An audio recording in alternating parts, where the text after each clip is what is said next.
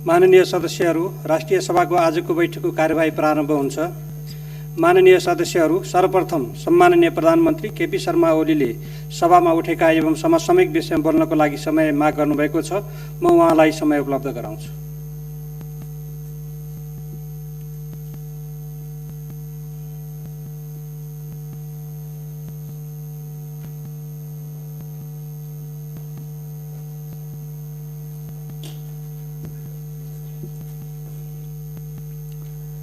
सम्माननीय अध्यक्ष महोदय,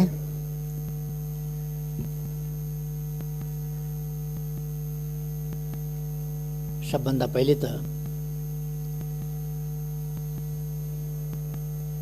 हामीले लामो सङ्घर्ष गरेर ल्याएको प्रणाली, हामीले लामो सङ्घर्ष गरेर ल्याएको संविधानले व्यवस्था गरे अनुसार यसपटक स्थायी संसदको रूपमा गरिमामय राष्ट्रिय सभाको व्यवस्था भएको छ र यसपटक राष्ट्रिय सभाको विशेष महत्त्व पनि देखिएको छ। यस गरिमामय सभाका सबै माननीय ज्यूहरूमा म हार्दिक शुभकामना भन्न चाहन्छु। सबभन्दा पहिले सम्माननीय अध्यक्ष महोदय, यति बेला देश एउटा अलिकति नयाँ मोडबाट, नयाँ परिघटना, नयाँ परिदृश्यबाट अगाडि बढिरहेको छ, बढ्न खोजिरहेको छ। यति बेला हामी समयभन्दा अलिकति अगावै प्रतिनिधि सभाको नयाँ निर्वाचनका लागि नयाँ जनादेश माग्न जनताका बीचमा जाने तयारी गरिरहेका छौँ। प्रतिनिधि सभा विघटन भएको छ र देश अब निर्वाचनतर्फ, आम निर्वाचनतर्फ, प्रतिनिधि सभाको निर्वाचनतर्फ उन्मुख भएको छ। हामीले सोचेका थियौँ प्रतिनिधि सभा 5 वर्ष चल्नेछ र यसमा बिना विग्रह प्रतिनिधि सभाले आफूलाई लगातार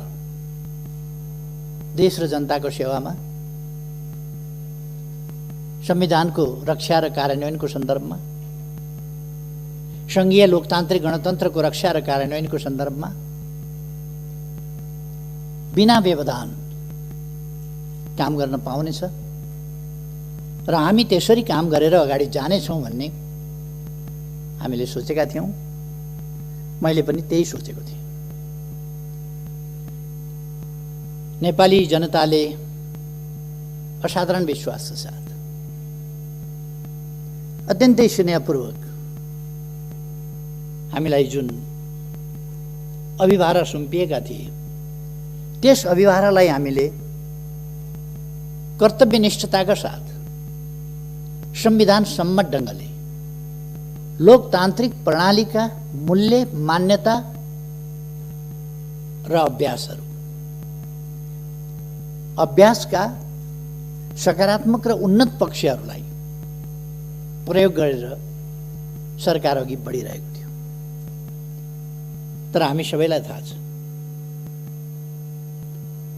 सरकारलाई काम गर्न दिने वातावरण बनेन, सरकारलाई काम गर्न नदिने, सरकारलाई काममा व्यवधान खडा गर्ने, जहिले पनि झमेला मात्रै सिर्जना गर्ने, केही व्यक्तिका व्यक्तिगत आकांक्षाहरू, महत्त्वाकांक्षाहरू र पदलोलुपता जस्ता कुराहरूले राष्ट्रिय राजनीतिलाई नै प्रदूषित गर्न खोज्ने, स्थिरता र स्थायित्वतर्फ देशलाई अघि बढ्न नदिएर राजनीतिलाई फेरि बहुमतलाई टुक्र्याउने, बहुमतलाई खण्डित गर्ने, बहुमतलाई ध्वस्त पार्ने र फेरि अस्वस्थ, अनुचित, अलोकतान्त्रिक लेनदेन, गठजोड, जालझेल, टिक्रम, षड्यन्त्र बाट देशको राजनीतिलाई फेरि 6 महिनामा प्रधानमन्त्री फेरिने खालको अस्थिरतातर्फ धकेल्ने, काम हुन नपाउने, जोड घटाउ मोलतोल लेनदेनमै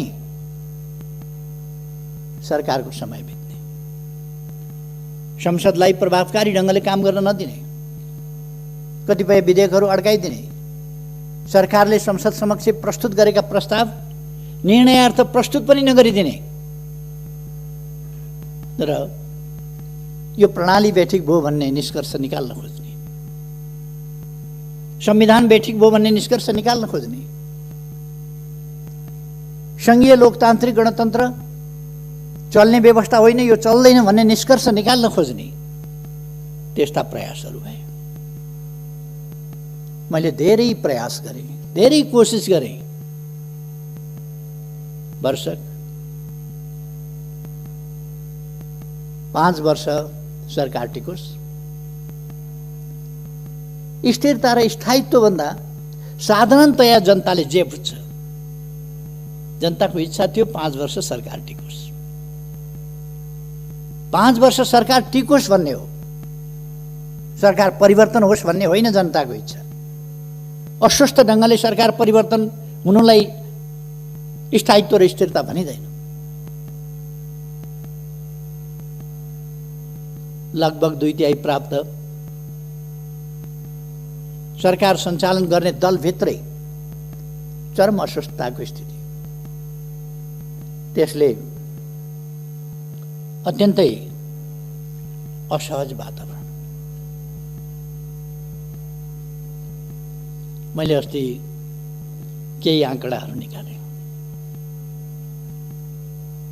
मलाई आफैलाई अचम्म लाग्यो। गएको वैशाख 13 गतेदेखि अस्ति पुष 4 गतेसम्मका बैठक हेर्दा गुटका बैठक, पार्टी विरुद्ध, पार्टीलाई कमजोर पार्ने, गुटमा विभाजित गर्ने त्यस्ता बैठकहरू मात्रै एउटै नेताको घरमा 280 वटा बैठक, वैशाख 13 गतेदेखि पुष 4 गतेसम्म 280 वटा बैठक बसेका रहेछन्। 35 वटा बैठक अन्यत्र बसेका रहेछन्।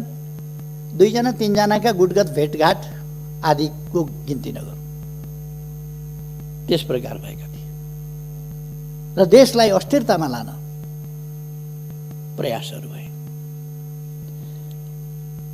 त्यस्तो गर्नु किन परेको थियो? त्यसका पछाडि कुनै जेन्युन कुनै कारण छ?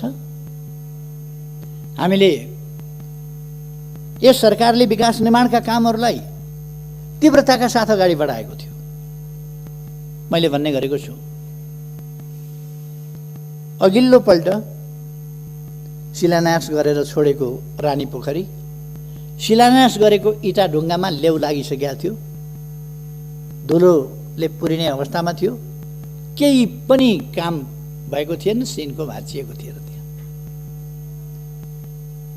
अहिले यस अवधिमा हामीले रानी पोखरी तयार गरेर त्यसको उद्घाटन पनि गर्यौँ। 7 लाख घरहरू, भूकम्पबाट क्षतिग्रस्त घरहरू, 7 लाख घरहरू निर्माण गरेर जनतामा वितरण गरियो। विभिन्न ऐतिहासिक, सांस्कृतिक सम्पदाहरू, धरोहरहरूको पुनर्निर्माण भयो र लगभग ठुलो प्रतिशतमा निर्माणको काम सम्पन्न भएको छ। केही ढिलो हुने कामहरू खोप्न पर्ने, उस्तै सामग्री तयार गर्नुपर्ने, कालीगढहरूको अभाव, तिनलाई तालिम दिनुपर्ने जस्ता कुराहरूले गर्दा केही ढिलो हुनु बेग्लै कुरा हो। नत्र काम तीव्र गतिका साथ अगाडि बढेको छ र त्यो साथीहरूले अनुमान गर्नुभएको छ, देख्नु भएको छ। अनुमान भन्दा पनि तपाईँहरूले अनुभव गर्नुभएको छ, त्यो देख्नु भएको छ। तसर्थ काम भएनन् भन्ने होइन, धरहराको निर्माण सम्पन्न हुने बिन्दुतिर पुगिरहेको छ, साथीहरूले देख्नुभएको छ। काठमाडौँको बाटाहरू, काठमाडौँ सहरको ब्युटिफिकेसन, सौन्दर्यीकरणदेखि लिएर अरू कामहरू देख्नुभएको छ। यस बीचमा यो सरकार बन्नभन्दा अगाडि तराईमा कहीँ पनि ढलको व्यवस्था थिएन। अहिले 100 किलोमिटर ढलको व्यवस्था गरिएको छ र तराईका सहरहरू सफा राख्ने काम भएको छ। विराटनगर, जनकपुर, अनेक सहरहरूमा ढलको कामहरू विस्तार भएको छ। गएको आर्थिक वर्षमा मात्रै लगभग 6000 हेक्टर जमिनमा थप सिँचाइको प्रबन्ध भएको छ। विद्युतीकरण 92% भन्दा बढी विद्युतीकरण भएको छ विभिन्न ढङ्गले। सडकहरू गएको एक आर्थिक वर्षको कुरा गर्ने हो भने कोभिडले 4 महिना, अन्तिमका 4 महिनाहरू कोभिडले बर्बाद गर्यो, तैपनि 979 किलोमिटर सडक कालोपत्र गएको वर्ष मात्रै भएको छ। जम्मा 4500 भन्दा बढी किलोमिटर कालोपत्र भएको छ। डबल लेन, 4 लेन र 6 लेनका बाटाहरू, काफी कामहरू भएका छन्। कृषिको आधुनिकीकरणको सम्बन्धमा, व्यावसायिकीकरणको सम्बन्धमा कामहरू भएका छन्। त्यसलाई कार्यान्वयन गर्नका लागि विभिन्न देशहरूसँग हामीले सम्झौताहरू गरेका छौँ। त्यसको आधुनिकीकरण, कृषिको आधुनिकीकरणको सम्बन्धमा अहिले केही दिन अगाडि मात्रै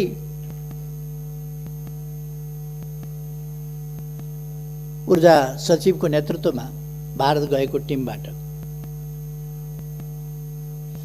महाकाली नदीबाट गएको शारदा नहरबाट चाँदनी दोधारामा 10 क्युमेक्स पानी सिँचाइका लागि दिने जुन हामीले उहिले सहमति सम्झौता गरेका थियौँ, एकीकृत महाकाली सन्धिमा पारेर त्यसको अब कार्यान्वयन हुनका लागि 6 महिनाभित्र डिपिआर तयार गर्ने र 6 महिनाभित्र हेडवर्क सुरु गरेर अनि नहर सुरु गरेर चाँदनी दोधाराको सिँचाइ गर्ने भनेका छौँ। त्यहाँ हामीले चाँदनी दोधारामै सुक्खा बन्दरगाहको व्यवस्था गरेका छौँ। सुदूरपश्चिममा हामीले दैजीमा औद्योगिक क्षेत्र, बाँकीको कोलपुरभन्दा माथि 9 बस्तामा औद्योगिक क्षेत्र, यस्ता थुप्रै औद्योगिक क्षेत्रहरू हरेक प्रदेशमा औद्योगिक क्षेत्रहरूको विस्तार र निर्माण त्यो गरिएको छ। यी कुरा सबैलाई थाहा छ। शिक्षाको क्षेत्रमा, स्वास्थ्यका क्षेत्रमा कति प्रगति भएको छ भन्ने कुरा सबै साथीहरूलाई थाहा छ। अहिले भर्ना दर कति पुगेको छ यो पनि साथीहरूलाई थाहा छ। अहिले ड्रप आउट, विद्यालयबाट बाहिरिनेको सङ्ख्या कसरी घटेको छ त्यो पनि थाहा छ। छात्रा र छात्राहरूको अनुपात बराबरीको स्थितिमा पुगेको छ। यो साधारण सामाजिक जागरणको क्षेत्रमा, उत्थानको क्षेत्रमा, जेन्डर इक्वालिटीको सन्दर्भमा वा सामाजिक न्यायको सन्दर्भमा, सामाजिक समानताको सन्दर्भमा यो सानो उपलब्धि होइन। पिछडिएका क्षेत्रहरू, पिछडिएका जाति समुदायका बालबालिकाहरूको पढाइ, यसमा के परिवर्तन आएको छ र त्यस सम्बन्धमा सरकारले के गरेको छ भन्ने कुरा सबैलाई थाहा छ। देख्न सबैले देखेको छ, देखेर पनि नदेखे चाहिँ गर्नु वा देखियो भने छोप्नु, छोप्न सकिएन भने देखिन्छ भनेर अर्कोतिर मुन्टो फर्काएर हिँड्नु बेग्लै कुरा हो, अनि केही पनि गरेन भन्नु बेग्लै कुरा हो। तर कामहरू भएका छन्, असाधारण ढङ्गले काम भएको छ, ऐतिहासिक ढङ्गले काम भएको छ, द्रुततर गतिमा काम भएको छ। यसरी काम नेपालमा यसभन्दा अगाडि कहिले पनि भएको थिएन। तथ्यहरूले बताउँछ, आँकडाहरूले बताउँछ, त्यसरी काम भएको छ। मैले अघि भने चाँदनी धोधाराको सिँचाइ, त्यसको हामीले बन्दोबस्त गरेका छौँ। अरू पञ्चेश्वर परियोजना कार्यान्वयनका लागि आम रूपमा सहमति भएको छ। अब एउटा मात्रै मुद्दामा छलफल भइरहेको छ, त्यो लोअर शारदा। लोअर शारदामा अगाडिदेखि भारतले बाँध बाँधेर महाकाली नदीलाई तल पुगेपछि शारदा भनिन्छ, त्यहाँबाट कर्णाली नदीलाई तल पुगेपछि घागरा भनिन्छ, त्यहाँबाट घागराबाट पनि पानी लगेको छ र शारदाबाट पनि पानी लगेको छ, अथवा महाकाली र कर्णाली दुवै नदीबाट पानी लाने गरेको छ त्यसमा। र त्यसलाई उसले अग्राधिकार आफ्नो हुनुपर्छ।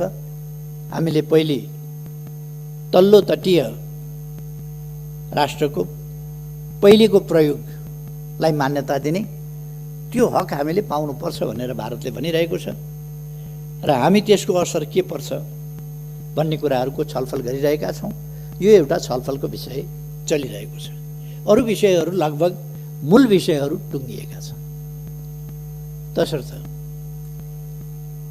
हामी विभिन्न ढङ्गले अगाडि बढेका छौँ। कतिपय मानिसहरूले मलाई सोध्ने गर्छन्, तपाईँ प्रधानमन्त्री भएपछि भारतसँगको सम्बन्धमा व्यापक छलफल किन हुन्छ, बेसरी बहस किन हुन्छ, तपाईँ प्रधानमन्त्री भएपछि नै किन हुन्छ?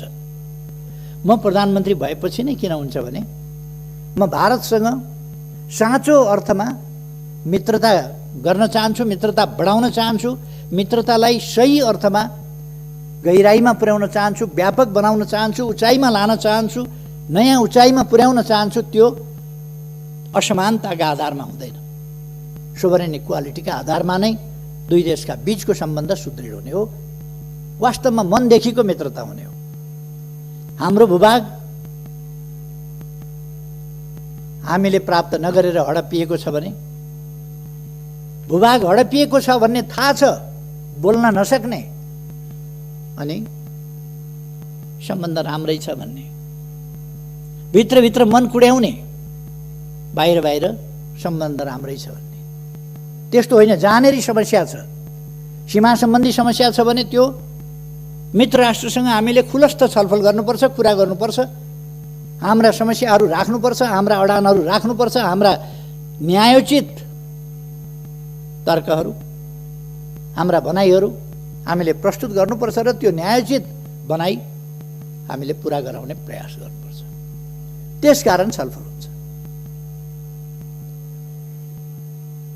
1928 देखि शारदा क्यानलबाट, शारदा नहरबाट उत्तराखण्ड र उत्तर प्रदेशको सिँचाइका लागि पानी गइराखेको छ। 1928 देखि अब 92 वर्षबाट 93 वर्षबाट हाम्रो खेतको सिरानबाट हाम्रो आधा हक भएको खोलाबाट पानी लगिएको छ। हाम्रो भूमि बाँझै छ। त्यो भूमिमा सिँचाइ हुनुपर्छ भनेर बोल्न नसक्ने, अनि त्यो भूमिमा सिँचाइ हुनुपर्छ भनेर वार्ता गर्दा तपाईँकै पालामा बहस किन हुन्छ? बढी बोलेर सम्बन्ध बिगार्यो भन्ने, अनि मुख ढालेर बस्ने, हाम्रो खेत बाँझो हुने, हाम्रो पानी हाम्रो खेतको सिरानबाट जाँदा हामीले हाम्रा खेतमा पानी चाहियो भन्न नसक्ने, अनि सुमधुर सम्बन्धका लागि चुप लागेर बस्नुपर्छ भन्ने, खेत बाँझै राख्ने, मौका मिले राष्ट्रवादका ठुला गफ पनि गर्ने, यो खालका कुराहरू अन्त्य गर्नका लागि हामीले मित्रतापूर्ण ढङ्गले कुराहरू अगाडि बढाएका छौँ। र सफलता पनि प्राप्त गरेका छौँ।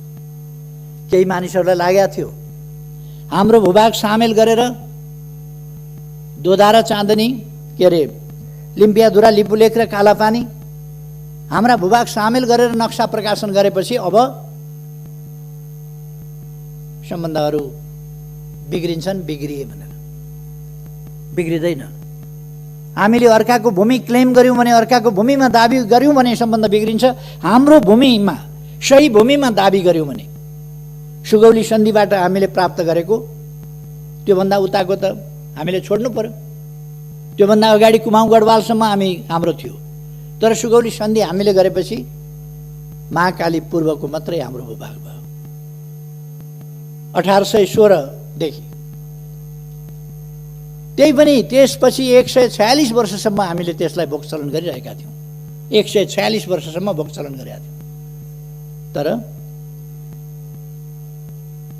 गत 58 वर्षदेखि हाम्रो भूभाग भारत र चीनको लडाईँका बेला भारतीय फौज कालापानीमा आएर बसेपछि नेपालका शासकहरूले बोल्न सकेनन्। लिपुलेख र लिम्पियाधुरा त्यसको पारिपट्टि पर्यो, कालापानीमा फौज छ। त्यसो भएर हामीले सुगौली सन्धिभन्दा पछि 146 वर्षसम्म हामीले उपभोग गरेको हाम्रो भूभाग हाम्रो नक्साबाट पनि गायब गरिएको थियो। त्यसकारण हामीले हाम्रो नक्सामा सामेल गर्यौँ, संविधानमा राख्यौँ र अब तत्सम्बन्धमा मित्रतापूर्ण ढङ्गले प्रमाण तथ्यका आधारमा छलफल हुँदैछ र हामी त्यो भूभाग कायम गरेर छोड्छौँ। हाम्रो स्वामित्वमा, हाम्रो अधीनमा, नक्सामा मात्रै होइन, व्यवहारमा हाम्रो भूमि हामी कायम गरेर छोड्छौँ। कतिलाई त्यसले छटपटी भयो, नक्सा छापियो, भूभाग सामेल गरेर आफ्नो वास्तविक भूमि सामेल गरेर नक्सा छापियो। त्यो नक्सा छापिएपछि संविधान संशोधन भयो। हाम्रो निशान छापमा त्यसलाई सामेल गरियो, संविधानको अङ्ग बनाइयो। यी सबै कुराले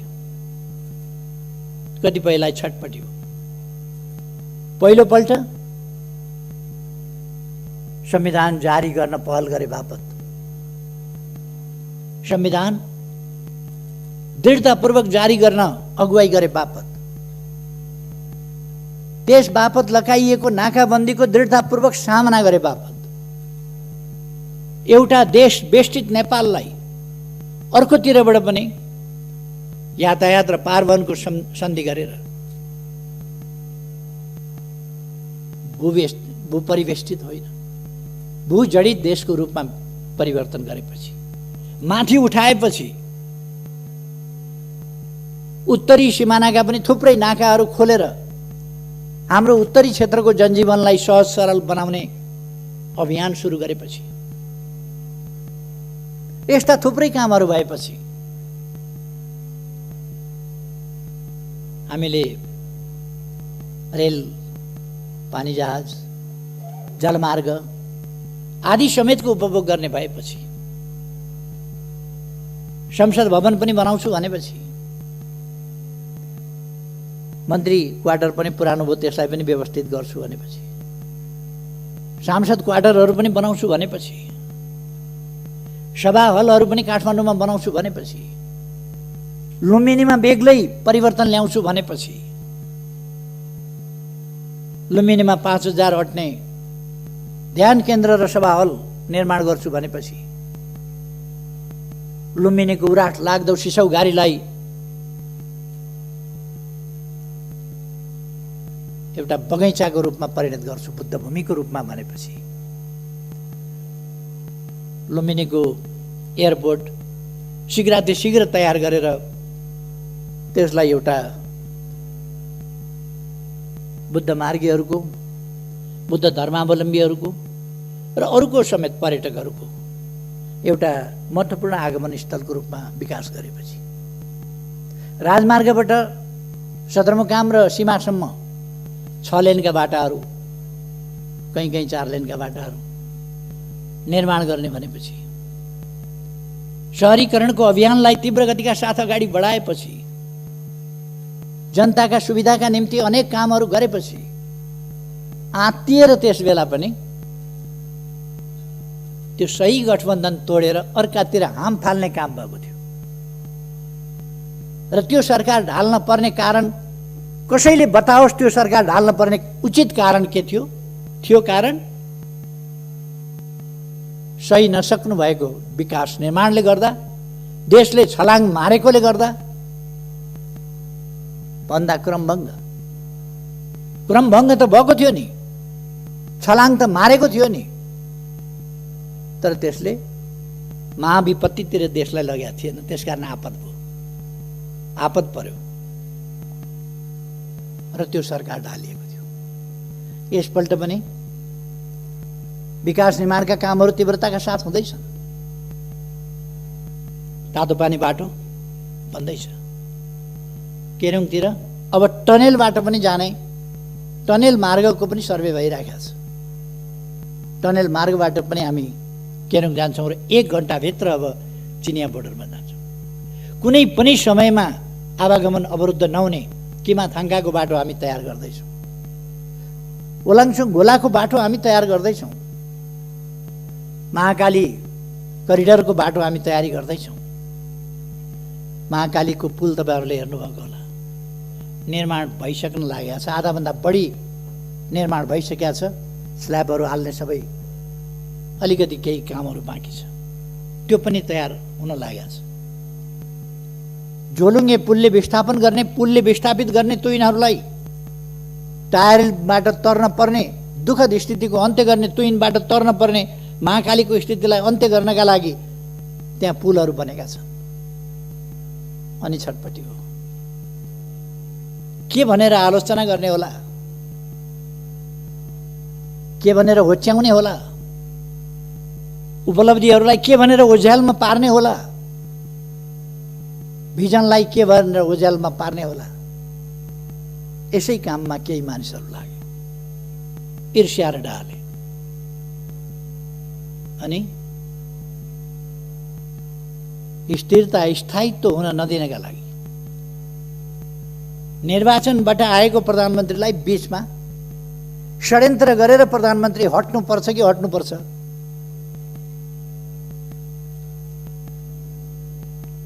म धेरै केही नभनौँ, मैले नै दिएका अवसरहरूको दुरुपयोग गरेर उयो सिंह बनाइदियो, सिंहले आफैलाई झम्टिने स्थिति, त्यो सिर्जना गर्ने त्यस प्रकारको अवस्था बन्यो। वास्तविक स्थिरता के हो? वास्तविक स्थायित्व के हो? कथम कदाचित सरकार बन्न सकेन भने संविधानले स्थिरता 5 वर्षमा चुनाव गर्नेलाई मात्रै भनेको छैन। संविधानले सरकार बन्न सकेन भने तत्काल चुनावमा जाने व्यवस्था गरेको छ संविधानको धारा 76 को साथले। तत्काल चुनावमा जाने व्यवस्था गरेको छ। सरकार बनेन भने, बहुमत कसैको आएन भने, 2 वा 2 भन्दा बढी दलहरू मिलेर सरकार बनेन भने, अनि प्रमुख पार्टीले सरकार बनाउन सकेन वा विश्वासको मत प्राप्त गर्न सकेन भने, अथवा कुनै व्यक्तिले भरपर्दो ढङ्गले आधार लिएर गएर राष्ट्रपति कहाँबाट प्रधानमन्त्रीत्व लिएर आयो भने पनि 1 महिनामा विश्वासको मत प्राप्त गर्न सकेन भने उसले, प्रधानमन्त्रीले अल्पमतको मात्रै होइन, अल्पमतकोले पनि, एउटा इन्डिभिजुअल प्रधानमन्त्रीले पनि, पार्टी बिनाको पनि हुन सक्छ, एउटा व्यक्ति सांसदले, दलको नेताले होइन, व्यक्ति सांसदले पनि यदि विश्वासको मत प्राप्त गर्न सकेन भने उसको सिफारिसमा राष्ट्रपतिद्वारा संसद विघटन हुन्छ र नयाँ प्रतिनिधि सभा निर्वाचनका लागि मिति तोकिन्छ, नयाँ मिति तोकिन्छ संविधानको धारा 76 को साथ। त्यसकारण चुनाव हुनु अस्थिरता होइन, अस्थिरता संविधान कार्यान्वयन सही ढङ्गले हुनु नहुनु हो। संवैधानिक बाटोबाट जाँदाखेरि अस्थिरता पनि दैन। अस्थिरता त्यति बेला हुन्छ बाह्य शक्तिको इसारामा, बाह्य शक्तिको स्वार्थमा जब देशका शक्तिहरू गोटी बन्न थाल्छन् र राष्ट्रिय राजनीतिलाई अस्थिरतातर्फ धकेल्न थाल्छन्, अस्वस्थतातर्फ धकेल्न थाल्छन्, विकास निर्माणका काममा व्यवधान पुर्याउन थाल्छन् र निर्वाचित प्रधानमन्त्रीलाई काम गर्न नदिने, अप्ठ्यारो पार्ने स्थितिमा जान थाल्छन् र त्यस्तो स्थितिमा निरीह हुनुपर्ने स्थिति आउँछ। परिवर्तन उनीहरूले गर्न सक्छन्। हो, त्यस्तो स्थिति स्थायित्वको स्थिति होइन, स्थिरताको स्थिति होइन। अहिले स्थिरताको स्थिति हो, कसैले पनि प्रधानमन्त्री हटाउन सकेन, चाहेर पनि हटाउन सकेन। यो स्थिरताको स्थिति हो, स्थायित्वको स्थिति हो। कसैले चाहेर पनि फेरबदल गर्न सकेन। यो स्थिरता र स्थायित्वको स्थिति हो। कतिको भनाइ हुन सक्छ केपी ओलीले सडकको अध्यक्ष फलानालाई छोडिदिएको भएदेखि भइहाल्थ्यो भनेर। किन छोडिदिने त्यो थाहा छैन। किन छोड्ने, कसलाई छोड्ने? यो दान हो र कमण्डल थाप्ने बित्तिकै लौ भन्न दिने? यो मोहर सिक्का हो प्रधानमन्त्रीको जिम्मेवारी भनेको? यो जनताले सुम्पिएको अभिभारा हो जो जुनसुकैलाई, जस्तोसुकैलाई, जुनसुकै विधिबाट सुम्पन सकिँदैन।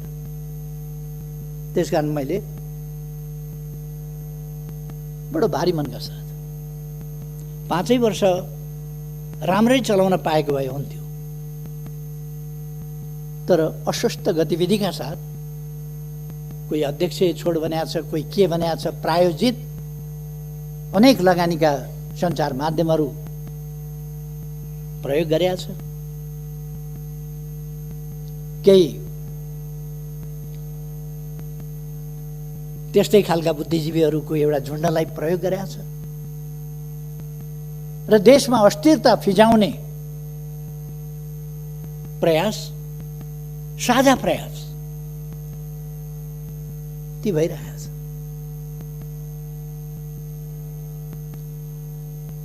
तपाईहरु यसै हेर्न सक्नुहुन्छ।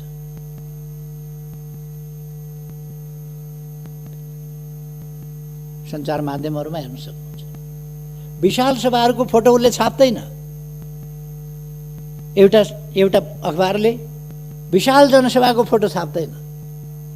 अनि सरकार विरोधी केही जमात यसो देखियो भने त्यो जमातको चाहिँ हाइलाइट गरेर फोटो छाप्छ। सबै देखिएको छ नि।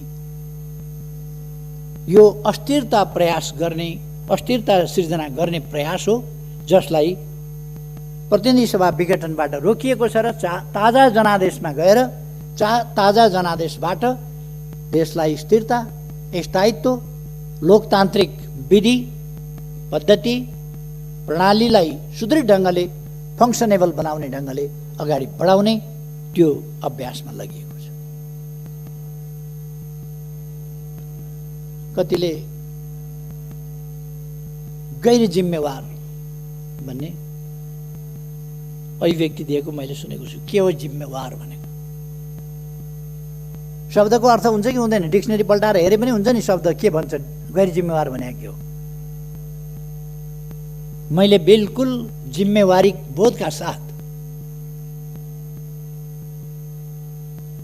यो लोकतन्त्र ल्याउन नेपाली जनताले जति बलिदान गरेको छ, जति हण्डर ठोक्कर खाएको छ,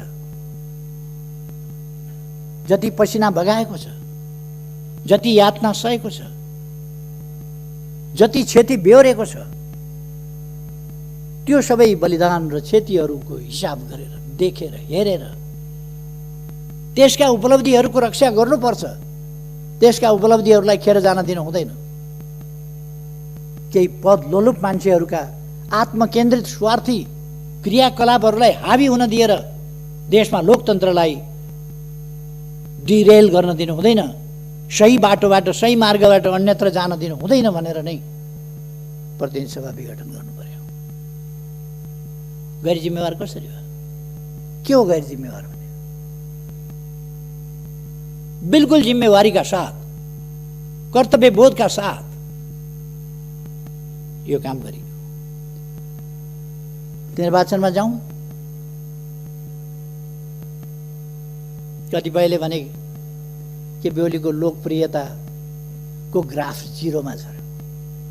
जिरोमा झरेछ कि माइनसमा गएछ कि प्लसमा गएछ, निर्वाचनमा हेरौँ न। अब गफ फिट्ने दिन गए, अब गफ फिटेर हुँदैन। अब मैदानमा मैले कतिपय ठाउँमा बोल्दाखेरि भन्ने गरेको छु, यो रेस्लिङ खेल्दाखेरि त्यो रेस्लरहरू कहिले कहिले खुब आफ्नो फुर्ती देखाउँछ। फुर्ती देखाएर खेल्नु कता छ त्यो बेल्ट चाहिँ पहिले लिएर यस्तो गरेर आफूले लगाइटोपल्छ, अनि रेफ्रीले त्यो बेल्ट खोसेर पछि जित्यो भने लाउला भनेर राख्छ। खेलै नखेलिकन थुप्रै रेस्लरहरू देखिए रिङमा नचढ्दैखेरि बेल्ट लगाउने। अब मैदान घोषणा गरिएको छ, रिङ तयार भएको छ, रिङमा आउनुहोस्, त्यहाँ जितेर अनि लगाउनुहोस् न रेस्लिङको बेल्ट। खुट्टा किन कामेको? निर्वाचन भन्ने बित्तिकै सातो किन गएको? जनताका बीचमा जाने भन्ने बित्तिकै, ताजा जनादेश लिने भन्ने बित्तिकै अन्त कहीँ जाने भनेको त होइन नि। अरू कुनै प्रभुका चरणमा जाने भनेको त होइन नि। जनताका शरणमा जाने भनेको, जनताका बीचमा जाने भनेको, नेपाली जनताको अभिमत लिने भनेको। केपी ओलीले गल्ती गरेको रहेछ भने नेपाली जनताले त्यसको दण्ड देलान्। नेपाली जनताका बीचमा गएर केपी ओलीलाई दण्ड दिन अपिल गर्नुहोस् न। तपाईँहरू जानुहोस्, जसलाई चित्त बुझिया छ। तपाईँहरूलाई जनताले ती जवाफ दिएर पठाउनेछ। हामी अन्तर्राष्ट्रिय सम्बन्धको क्षेत्रमा पनि सफलतापूर्वक अगाडि बढिरहेका छौँ। हाम्रा दुई छिमेकी मित्र राष्ट्रहरूसँगको हाम्रो सम्बन्ध गहिरो, सबल र सुदृढ बनाएका छौँ। हामीले नयाँ उचाइमा पुर्याएका छौँ। हामीले उपलब्धिका साथ उचाइमा पुर्याएका छौँ। हामीले र हाम्रा मैत्रीपूर्ण संवादहरू अगाडि बढिरहेका छन्। समस्या समाधानको दिशामा अगाडि बढिरहेका छन्। उपलब्धिका साथ अगाडि बढिरहेका छन् र हामी कहीँ कतै समस्याहरू देखा परे भने तिनको संवादबाट, वार्ताको माध्यमबाट समाधान गरिरहेका छौँ। अनि कुरा लगाएर हुँदैन, काम गरेर हुन्छ। कुरा फिटेर हुँदैन, काम काटेर हुन्छ। अब त्यसकारण म कुरा फिट्ने मित्रहरूलाई भन्न चाहन्छु, काममा तुलना गरौँ। कुनै पनि समयका कुनै पनि सरकार, कसैको पनि नेतृत्वको सरकार भन्दा, कुनै पनि अवधिको भन्दा यति बेलाका कामहरूको तीव्रता। अहिले कोभिड-19 छ, फेरि पनि हामीले कोभिड-19लाई अहिले पनि हामी सोशल डिस्टेन्स मेन्टेन गरेर बसिरहेका छौँ। कोभिड-19लाई हामीले जनतामा जागरण फैलाएर, चेतना फैलाएर, सामाजिक दूरी कायम गर्न आग्रह गरेर, हात धुन, अनिवार्य हात धुन आह्वान गरेर, मास्क लगाउन आग्रह गरेर र विभिन्न जडीबुटी जन्य कुराहरूको प्रयोग गर्न, तातो पानीले घाँटी नाक मुख सफा गर्न सिकाएर कोभिडको सामना गरिरहेका छौँ। र कोभिड एकपल्ट वात्तै बढेको देखिए पनि फेरि कोभिड कम हुँदै गएको छ। हामी अब भ्याक्सिन ल्याउने तयारीमा छौँ। छिटै भ्याक्सिन ल्याउँछौँ र भ्याक्सिन ल्याइसकेपछि कोभिडको ठुलो समस्या रहँदैन। कोभिडको समस्या हामी समाधान गर्छौँ। मैले कोभिड सुरु हुने बित्तिकै भने सबभन्दा महत्त्वपूर्ण यस सरकारलाई नेपाली जनताको ज्यान छ। नेपाली जनताको जीवन सबभन्दा महत्त्वपूर्ण कुरा हो। सबभन्दा महत्त्वपूर्ण जीवन सुरक्षा पहिलो कुरा हो, पहिलो कर्तव्य हो सरकारको। हामी त्यसै गरी काम गर्छौँ। र हामीले त्यस मूल मन्त्रलाई नै ध्यानमा राखेर जनताको जीवन रक्षा, निःशुल्क स्वास्थ्य उपचार, भविष्यका लागि हामीले के गरेका छौँ त्यो साथीहरूले देख्नुभएको छ, सुन्नुभएको छ, थाहा पाउनुभएको छ। एकै दिन हामीले 396 अस्पतालहरू शिलान्यास गर्ने कार्यक्रम राखेका थियौँ, तर विभिन्न कारणले अर्को दिन गर्नु पर्यो, केही ठाउँहरूमा तयारी नपुगेर 309 स्थानमा एकै दिन 309 स्थानमा हामीले शिलान्यास गऱ्यौँ अस्पतालहरू। नेपालको इतिहासमा यस्तो रेकर्ड खोज्नुहुन्छ? एक दिनमा होइन, वर्ष दिनमा 309 अस्पताल शिलान्यास भएको कुनै वर्ष देखाउनुहुन्छ? तर अहिलेको सरकार एकै दिनमा 309 अस्पताल शिलान्यास गर्छ। एक वर्षमा कसैले गरेको थियो? अनि यी कुराहरू त गर्न भएन। अनि जनताले नबुझ्ने, जनताका सरकार नभएका विधि पद्धति के बुझ्ने जनताले? पद्धति न पद्धति लाउन हुन्छ न पद्धति खाना हुन्छ। बिचरा जनतालाई सुनाइदिएको छ विधि पद्धति। रोजगारीका कुरा गरौँ, गरिबी हटाउने कुरा गरौँ, खानाका कुरा गरौँ, वस्त्रका कुरा गरौँ, आवासका कुरा गरौँ, छोराछोरी पढाउने कुरा गरौँ, बिरामी हुँदा उपचार गराउने कुरा गरौँ, जनताका अधिकारका कुरा गरौँ, समानताका कुरा गरौँ, हिमाल पहाड तराई सबै क्षेत्रको उत्थानका कुरा गरौँ, पूर्व पश्चिम मेची महाकाली सबै ठाउँको उत्थानका कुरा गरौँ, सबै जातिका सबै भाषा बोल्ने, सबै आस्था विश्वासका जनता, सबै पेशा व्यवसायका जनताको उत्थानको कुरा गरौँ।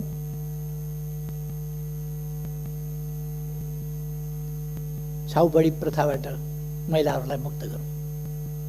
समानताका अधिकारतर्फ महिला सशक्तिकरणको बाटोबाट, महिला शिक्षाको बाटोबाट, सामाजिकरणको बाटोबाट, सहभागिताको बाटोबाट महिलाहरूको आत्मविकास, क्षमता र आत्मविश्वास विकास गर्दै सहभागिता वृद्धि गरौँ।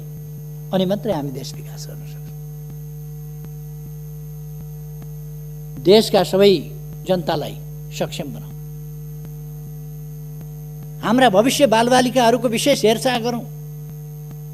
त्यसकारण सरकारले बालबालिकाको हेरचाहका लागि गर्भावस्थादेखि जीवन पर्यन्त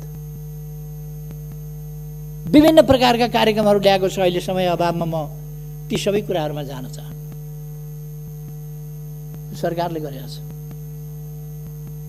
अनेक कार्यक्रमहरू यहाँहरूले देख्नु भएको छ। हामीले जाति जनजातिहरूका भावनाहरूको सम्मान गरेका छौँ। आज मात्रै बसेको मन्त्री परिषद बैठकले माघीको दिनलाई एउटा राष्ट्रिय उत्सवको रूपमा मनाउन, माघीको दिन सार्वजनिक बिदा दिने निर्णय गरेको छ। यो खाली थारू जातिको लागि मात्रै होइन, अरू अनेक जात जातिहरूका लागि माघे सङ्क्रान्ति सबैले मनाउँछ। र थारू जातिका लागि, अरू कतिपय जातिहरूका लागि यो विशेष चाड हो, विशेष पर्व हो। त्यसकारण हामीले माघीको बिदा गर्ने गरेका छौँ। अथवा जनताको भावनाप्रति, जनताका समस्याप्रति, जनताको आस्थाप्रति यो सरकार अत्यन्तै संवेदनशील छ, सजग छ र त्यसमा क्रियाशील पनि छ। तसर्थ म आग्रह गर्न चाहन्छु, कुनै भ्रममा पर्नुपर्ने जरुरी छैन। केही आरोपहरू मान्छेहरूले उछालेका छन्, यो विघटन असंवैधानिक छ भनेर, संविधान विपरीत छ भनेर। त्यस्ता मान्छेहरूलाई म संविधान राम्ररी पढ्न सुझाव दिन चाहन्छु। कमसेकम संविधान पढ्नुहोस् अनि संविधान सम्मत छ कि छैन भन्ने बहसमा उत्रिनुहोस्। संविधान सम्मत छ कि छैन भन्ने कुरा आग्रहपूर्ण ढङ्गले सम्मानित सर्वोच्च अदालतलाई दबाव दिने ढङ्गले, स्वतन्त्र ढङ्गले न्याय निरूपण गर्न बाधा पुर्याउने हिसाबले काम भइरहेका छ। कुनै अधिवक्ता प्रधान न्यायाधीशलाई वर्तमान र भविष्य सम्झिएर फैसला गर्नुहोस्, यो भनेको धम्की होइन। वर्तमान र भविष्य सम्झिएर फैसला गर्नुहोस् प्रधान न्यायाधीशलाई भन्ने एउटा वकिलले। अराजकताको पनि हद हुन्छ। केही वर्ष न्यायालयमा जागिर खाने बित्तिकै अहिले पनि आफै न्यायालयमा छु भने जस्तो गरेर केही पूर्व न्यायमूर्तिहरू कस्तो न्याय दिनुभएछ उहाँहरूले आफ्ना समयमा भन्ने मलाई अचम्म लाग्छ। कस्तो न्याय दिनुभयो होला। सडकमा ओर्लिएर न्यायालयलाई, स्वतन्त्र न्यायालयलाई उहाँहरू ललकारिरहनु भएको छ। यस्तो हुन्छ, यस्तो हुँदैन। के सर्वोच्च अदालतमा वकालत नपढिकन पुग्नुभएको छ मान्छे? बिना अनुभव पुग्नुभएको छ मान्छे? के त्यो पत्रकार सम्मेलन गर्ने र वक्तव्यबाजी गर्नेहरूले मात्रै कानुन पढाएको छ, अरूले पढाएको छैन? उहाँहरूले दबाब दिने मनसायले काम गर्नुभएको छ। राजनीतिक पक्षधारताको हिसाबले काम गर्नुभएको छ। स्वतन्त्र देखिने, नागरिक समाज भनिने, बुद्धिजीवी भनिने अनि पक्षधर्ताका साथ आफ्नो हैसियतको दुरुपयोग गरेर न्यायालयलाई दबावमा पार्न खोज्ने। म भन्न चाहन्छु न्यायालयले दबावमा पर्न हुँदैन। सरकार र मैले नेतृत्व गरेको पार्टी नेकपा, त्यसले अदालतको स्वतन्त्रता, स्वतन्त्र न्यायपालिका, शक्ति पृथकीकरणको सिद्धान्त त्यसलाई मान्दछ, त्यसलाई कदर गर्छ, सम्मान गर्छ। अहिलेको संविधानले संवैधानिक विषयहरूमा संवैधानिक इजलास गठन गरेर त्यसबाट फैसला हुने भनेको छ। अब त्यसबाट गर्न पाइँदैन भनेर एक थरी कहाँ कानुन पढेछन् तिनीहरूले? संवैधानिक इजलासको व्यवस्था संविधानको व्यवस्था हो कि होइन? अनि बकवास गरेर हिँड्ने। वास्तवमा यी तरिकाहरू उपयुक्त होइनन्। म सबैलाई आग्रह गर्न चाहन्छु, लोकतन्त्रमा शक्ति पृथकीकरण भन्ने एउटा सिद्धान्त हुन्छ। व्यवस्थापिका, कार्यपालिका, न्यायपालिका। न्याय गर्ने कुरामा वकालतनामा गरेका वकिलहरूले, वकालतनामा भरेका वकिलहरूले बहस गर्नु, अदालतले मागेका, अदालतका सहयोगीको रूपमा मागेका एमिकस क्युरीले बहस गर्नु, सरकारी वकिलले बहस गर्नु, स्वतन्त्र अधिवक्ताहरूले बहस गर्नु एउटा कुरा हुन्छ। न्याय गर्ने कुरामा त्योभन्दा पृथक ढङ्गले अदालतलाई दबाब दिने खालका गरेका वकिलहरूले, वकालतनामा भरेका वकिलहरूले अझ अदालतले सडकबाट फैसला गर्ने, अदालतका सहयोगीको रूपमा मागेका प्रतिनिधि सभा विघटन भयो, मुद्दा हाल्न जाने, सरकारी विघटन भएको छैन, हामी प्रतिनिधि सभा बस्छौँ स्वतन्त्र पनि भन्दै गर्ने, अधिवक्ताहरूले बहस सडकमा जान्छौँ पनि भन्दै गर्ने, अदालत जान्छौँ पनि भन्दै गर्ने कुरामा त्योभन्दा पृथक ढङ्गले अदालतलाई दबाब। किन यस्तो परिस्थिति आयो होला? यो अवस्था किन आयो होला? म अझ अदालतले सडकबाट फैसला गर्ने, यस गरिमा महेश सदनलाई जानकारी गराउनु छ। प्रतिनिधि सभा विघटन भयो, मुद्दा हाल्न जाने, सरकारी विघटन भएको छैन, हामी प्रतिनिधि सभा बस्छौँ, यो अवस्था पनि भन्दै गर्ने, अधिवक्ताहरूले बहस सडकमा जान्छौँ अहिले पनि हामी देख्न सक्छौँ, अदालत जान्छौँ पनि भन्दै गर्ने।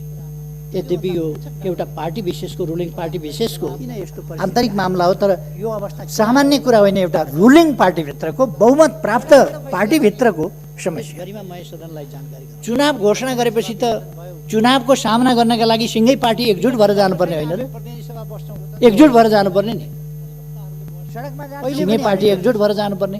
चुनाव घोषणा गरे बापत झन फुट्छ, झन फाटोतिर जान्छ, अनेक प्रकारका विसङ्गत असङ्गत वक्तव्यबाजी गरेर जान्छ। रुलिङ पार्टीभित्रको बहुमत। मैले केन्द्रीय कमिटीको बैठक बोलाएँ।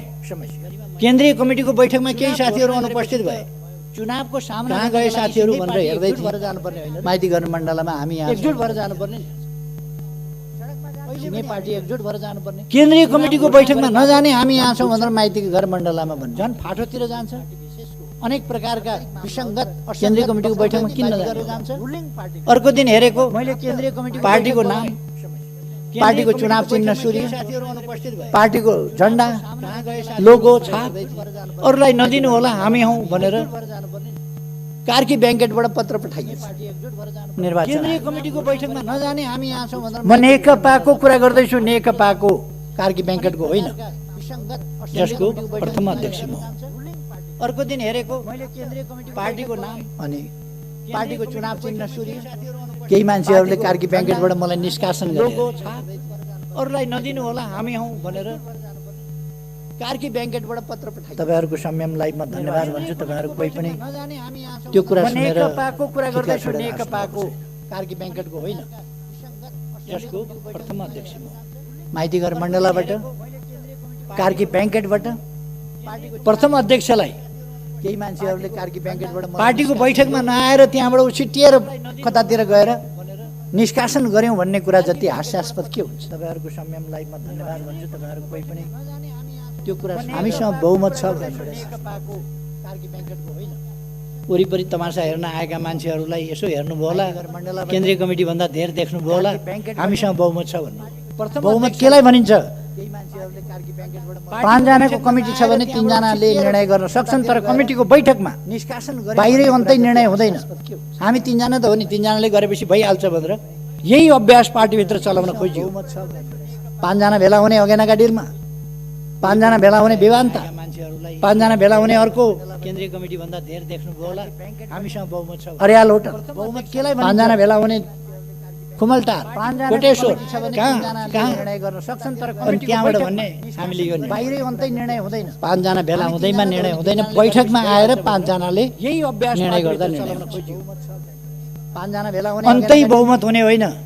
बैठकमा आउनुस्, बैठकमा प्रमाणित गर्नुस्, बैठकमा प्रमाणित गरेको भए अर्याल होटल 5 जना भेला हुने बैठकमा आएर छलफल गरेर प्रमाणित गरेको भए त्यहाँबाट भन्ने हामीले यो बाहिरै अन्तै निर्णय हुँदैन। 5 जना यो राजनीतिमा निर्णय हुँदैन, बैठकमा आएर 5 जनाले त्यसकारण यो अहिले फेरि अर्को पत्र उहाँहरूले पठाउनु पर्ने निर्वाचन आयोग बैठकमा आउनुस्। अरू केही पनि भएको छैन, हामीले चिन्ह चिन्हको केही दाबी गरेका छैन। अस्ति अरूलाई नदिनुस् हाम्रै हो भनेर भन्नुभएको थियो, पत्र पठाउनु भएको थियो। अहिले अस्ति फेरि पत्र पठाउनु बैठकमा आएर हामीले केपी ओलीलाई पार्टीबाट निकाल्यौँ, अरू केही पनि भएको छैन है, जस्ता तस्तै छ। हामीले चिन्ह चिन्ह केही मागेका छैन। यो राजनीतिमा निर्णय हुँदैन, बैठकमा कति बेरको कुरा के हो, कति बेरको कुरा के हो, एकछिनपछि एउटा एकछिनपछि अर्को। अहिले फेरि अर्को पत्र संसद विघटन भइसकेपछि 3:30 बजे अविश्वास दर्ता गर्न रन्थनिएका केही मान्छेहरू आइपुगे। अविश्वास प्रस्ताव दर्ता गर्न 3:30 पत्र पठाउनु भएको थियो। अहिले संसद विघटन भइसक्यो, कहाँको अविश्वास ल्याएको भनेर सचिवालयले भनेपछि अरू केही पनि भएको छैन है, जस्ता तस्तै छ। हामीले चिन्ह चिन्ह केही भन्न पनि लाज मर्दो। हाम्रो सभामुखले घुँडामा राखेर एकछिनपछि एउटा एकछिनपछि 10:40मै म कहाँ ल्याएका थिएँ यो निवेदन। संसद विघटन भइसकेपछि 3:30 बजे अविश्वास दर्ता गर्न रन्थनिएका केही मान्छे संसदीय प्रणालीले अविश्वास प्रस्ताव प्रणालीकै हुर्मत लिने खालको यो लज्जाबोध हुने कुरा भइसक्यो। कहाँको अविश्वास एउटा स्पिकरले दुःखका साथ भन्नुपर्छ। यस्तो झुटो प्रमाणीकरण गर्नुहुन्छ भन्न पनि लाज पर्छ। हाम्रो सभामुखले घुँडामा आइन्दा यस्ता गल्तीहरूबाट जोगिनुपर्छ। 10:40मै यस्ता गल्ती सच्याउनुपर्छ। यस्तो गल्तीहरू सचिवालयले प्रणालीले यस कुरालाई स्पष्ट पार्नका निम्ति सचिवालयमा 3:30 बजे मात्रै यो प्रस्ताव ल्याइएको हो भनेर वक्तव्य जारी गर्नुपर्छ। यस्तो झुटो प्रमाणीकरण लज्जाको कुरो होइन। कुनै पनि संसदीय प्रणालीमा यस्तो खालको चाहिँ जोगिनुपर्छ। जाल जेलमा लोकतन्त्र हुने होइन, फस्टाउने होइन, टिक्ने होइन। लोकतन्त्र भनेको जाल जेलको प्रणाली होइन, यस कुरालाई स्पष्ट पार्न धोकाको प्रणाली होइन। लोकतन्त्र भनेको पारदर्शिता स्वच्छताको प्रणाली हो भनेर वक्तव्य जारी गर्नुपर्छ। यस्तो झुटो प्रमाणीकरण लज्जाको कुरो होइन। अब कुनै पनि संसदीय प्रणालीमा यस्तो संसद पुनर्स्थापना हुन्छ कि भन्ने जाल जेलमा लोकतन्त्र हुने होइन, फस्टाउने होइन, टिक्ने 64% लगभग लोकतन्त्र भनेको जाल जेलको प्रतिनिधित्व गर्ने सर्वसम्मत दलको नेता प्रधानमन्त्रीको हैसियतमा मैले यदि यही प्रतिनिधि सभा यसै गरी सञ्चालन गरिरहने हो भने यो सरकारले काम गर्ने वातावरण पनि नपाउने भयो र गतिसाथ देशको हितमा, जनताको हितमा विकास निर्माणका कामहरू अगाडि बढाउने काममा पनि गति लिन सक्ने सर्वसम्मत। त्यसकारण राष्ट्रको समय प्रधानमन्त्रीको हैसियतमा बर्बाद हुन यदि यही झन्डै 2/3 बहुमत सहितको प्रधानमन्त्रीले विघटनको सिफारिस गरेर विघटन भइसकेपछि अब विकल्प कहाँनिर? 64% मसँग छ, त्यसको सर्वसम्मत दलको नेता म हुँ। जतिपल्ट घुमाए पनि, जतिपल्ट घुमे पनि त्यही 36% बाँकी रहन्छ, होइन र? 36%, 51% कहिले हुन्छ र बहुमत सहितको अनि विकल्प छ। यथार्थ विघटन भइसकेपछि अब लडन्ती विकल्पले हुँदैन। यथार्थ विकल्प बनावट विकल्प बनावट त्यसको सर्वसम्मत दलको नेता म हुँ। परिषदको सर्वसम्मत दलको नेता म हो र जति हैसियतमा प्रधानमन्त्री हो र मैले पनि त्यही 36% चलाउन सकिने र विघटन गर्ने 36% अर्को विकल्प छ। 51% कहिले हुन्छ र अब विघटन भइसकेपछि हामी मिलेर चलाउँथ्यौँ भनेर अनेक थरी तत्त्वहरू निस्किनु। यहाँ त बहुमत प्राप्त दलले नै अरू अप्सन छैनन्। त्यसभन्दा पछिका संविधानको धारा 76 को 1 अनुसारको यो सरकार हो। 2 को अप्सन आउँदै आएन। 1 ले सरकार बनायो, 2 अप्सन आएन, 3 आएन, 4 आएन, 5 आएन। अब 7 ले अनेक थरी तत्त्वहरू निस्किनु। सरकार रहने अवस्था, चल्ने अवस्था नरहँदा प्रधानमन्त्रीको सिफारिसमा राष्ट्रपतिले प्रतिनिधि सभा विघटन गरी संविधानको धारा 76 को 1 अनुसारको यो प्रतिनिधि सभाको नयाँ निर्वाचनका लागि 2 को आउँदै आएन। त्यस अनुसार नै भएको छ। संविधान सम्मत कसरी भएन, 3 आएन, 4 आएन, पुनर्स्थापना कसरी हुन्छ, पुनर्स्थापना केका लागि हुन्छ, कुन विकल्पका लागि हुन्छ, के देशमा अस्थिरता ल्याउनका लागि, हर्स ट्रेडिङको राजनीति फेरि सुरु गर्नका लागि, 6 महिनामा सरकार परिवर्तन गर्ने तमासा गर्नका लागि पुनर्स्थापना हुन्छ? पुनर्स्थापनाको निर्वाचनका लागि पुनर्स्थापना कुनै हालतमा पनि हुन सक्दैन। त्यो संविधानले संविधान सम्मत कसरी भएन, 3 आएन, 4 आएन, पुनर्स्थापना केही मानिसहरूले संविधानमा विघटन गर्ने लेखेका छैन। कुन विकल्पका लागि विघटन गर्ने किन लेखेका छैन? धारा 76 को हर्स ट्रेडिङको राजनीति उपधारा 7 सुरु गर्नका लागि प्रधानमन्त्रीको सिफारिसमा राष्ट्रपतिले प्रतिनिधि सभा विघटन गरेर पुनर्स्थापना हुन्छ, नयाँ मिति तोक्नेछ नयाँ निर्वाचनका लागि भन्ने व्यवस्था। प्रधानमन्त्रीले विघटन गर्न पाउँदैन भन्ने संविधानमा कहीँ लेखेको छ? संविधानको धारा 85 ले भन्छ, 85 ले अगावै विघटन भएमा बाहेक, अगावै विघटन हुने कल्पना त संविधानले गर्यो। उपधारा 7 अगावै विघटन भएमा बाहेक यस प्रतिनिधि सभाको कार्यकाल 5 वर्षको हुन्छ। अगावै विघटन भएमा बाहेक, अगावै विघटन हुँदाखेरि प्रधानमन्त्रीले विघटन गर्न पाउँदैन भन्ने 3 वर्षको मात्रै पनि हुँदो रहेछ। संविधानको धारा अगावै विघटन हुँदा चाहिँ झन्डै 3 वर्षको मात्रै पनि हुँदो रहेछ। अगावै विघटन भएमा, त्यसकारण अगावै विघटन भएमा बाहेक कल्पना त संविधानले गर्यो। अर्को कुनै विकल्प अगावै विघटन भएमा बाहेक अर्को कुरा प्रतिनिधि सभाको कार्यकाल 5 वर्षको हुन्छ। देशको कार्यकारी अधिकार बाहेक अगावै विघटन यो राजनीतिक प्रश्न हो। यो संवैधानिक र कानुनी प्रश्न वास्तवमा होइन, यो राजनीतिक प्रश्न हो। देश कसरी चल्छ, कसरी चलाउनु पर्छ, यो राजनीतिक प्रश्न हो। र यस राजनीतिक प्रश्नलाई कानुनी प्रश्नको रूपमा, संवैधानिक प्रश्नको रूपमा अदालतले इन्टरटेन गरिरहनु भन्दा यसलाई केही भनिरहनु नपर्ने भनेर बर्खास्त गर्नुपर्छ, खारिज गरिदिनुपर्छ। किनभने यो पोलिटिकल डिसिजन हो। यो पोलिटिकल डिसिजनले पोलिटिक्सलाई संविधान सम्मत ढङ्गले लोकतान्त्रिक प्रणालीको राजनीति अन्तर्गत अभ्यासमा अगाडि जान दिनुपर्दछ। त्यसकारण यो त्यसै गरी जान्छ। यो पोलिटिकल डिसिजन हो। यो आवश्यकताको सिद्धान्त अनुसार हो। यो प्रधानमन्त्रीले संविधानका विभिन्न ठाउँमा लेखेको छ। प्रिएम्बलदेखि विभिन्न धाराहरूमा लेखिएको छ। कार्यकारी अधिकार मन्त्री परिषदमा रहनेछ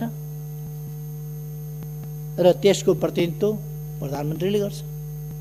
मन्त्री परिषदको निर्णय र सिफारिस प्रधानमन्त्री मार्फत यद्यपि मन्त्री परिषदको सिफारिस चाहिन्थ्यो कि चाहिँदैन थियो, तर मन्त्री परिषदको सिफारिस सहित, सर्वसम्मत सिफारिस सहित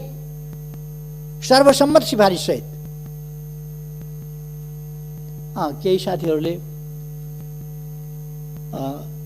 कतिको उपयुक्त हुन्छ यो विघटन, उपयुक्त होला नहोला, अलिकति छलफल मन्त्री परिषदमा एक दुईजना साथीहरूले उठाउनु भएको थियो। मैले त्यसलाई स्पष्ट पारेपछि साथीहरू सन्तुष्ट हुनुभएको थियो र सर्वसम्मतिले विघटन भएको थियो, सिफारिस भएको थियो। सिफारिस भइसकेपछि र विघटन भइसकेपछि कुन नेताले कसलाई तान्यो, कसको स्वार्थ कता गाँसियो, कसको स्वार्थमा धक्का पर्यो, त्यो बेग्लै कुरा हो। त्यसर्थ यो मन्त्री परिषदको सर्वसम्मत निर्णयका आधारमा प्रधानमन्त्रीद्वारा गरिएको सिफारिसमा राष्ट्रपतिद्वारा भएको विघटन, राष्ट्रपतिको अधिकार र कर्तव्य के हो? हामीले सम्मानित राष्ट्रपति बनेका छौँ। हामीले राष्ट्रपतिमा धेरै अधिकार दिएका छैनौँ, केही अधिकार मात्र दिएका छौँ। यस संस्था वा यस निकाय वा व्यक्तिले गरेको सिफारिस भनेर तोकिएकोमा बाहेक अन्यत्र सबै काम कारबाही राष्ट्रपतिले मन्त्री परिषद र प्रधानमन्त्रीको सिफारिसमा गर्नेछ। प्रधानमन्त्रीको सिफारिसमा राष्ट्रपतिले गर्नुपर्छ। त्यो कानुन सम्मत छ कि छैन, उपयुक्त छ कि छैन, संविधान सम्मत छ कि छैन, त्यसको जिम्मेवारी प्रधानमन्त्रीले लिन्छ, राष्ट्रपतिले होइन। प्रधानमन्त्रीको सिफारिस राष्ट्रपतिले अनुमोदन गर्नुपर्छ। नेपालका कानुनविद, केही कानुनविदहरूमाथि दया लागेर आउँछ। केही दुर्मुखाहरू गणतन्त्रको सर्वोच्च संस्था, राष्ट्रको गरिमामय सर्वोच्च संस्थाको मान मर्यादामा तुलेका छन्। तिनीहरू गणतन्त्र विरोधी हुन्। तिनीहरू जनताका छोराछोरी उच्च ठाउँमा पुगेको देख्न चाहँदैनन्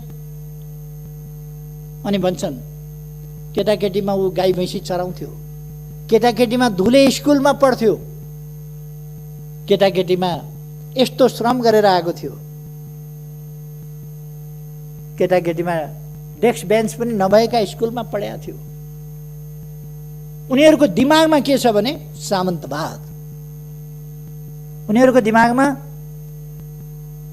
दरबार हाई स्कुल, त्रिचन्द्र कलेज उहिले ती मात्रै थिए नि, त्यसमा पढेको हुनुपर्ने, अथवा दार्जिलिङको सेन्ट जोसेफ पढेको हुनुपर्ने, अथवा अक्सफोर्ड र अरू विश्वविद्यालय पढेका हुनुपर्ने, घाँस दाउरा गरेर उठेको हुन नहुने, गरिबको छोराछोरी माथि उठेको हुन नहुने, गरिबको छोराछोरी सांसद हुने, माननीय, गाउँको जमिनदारले पनि माननीय भन्नुपर्ने गरिबको छोराछोरीलाई।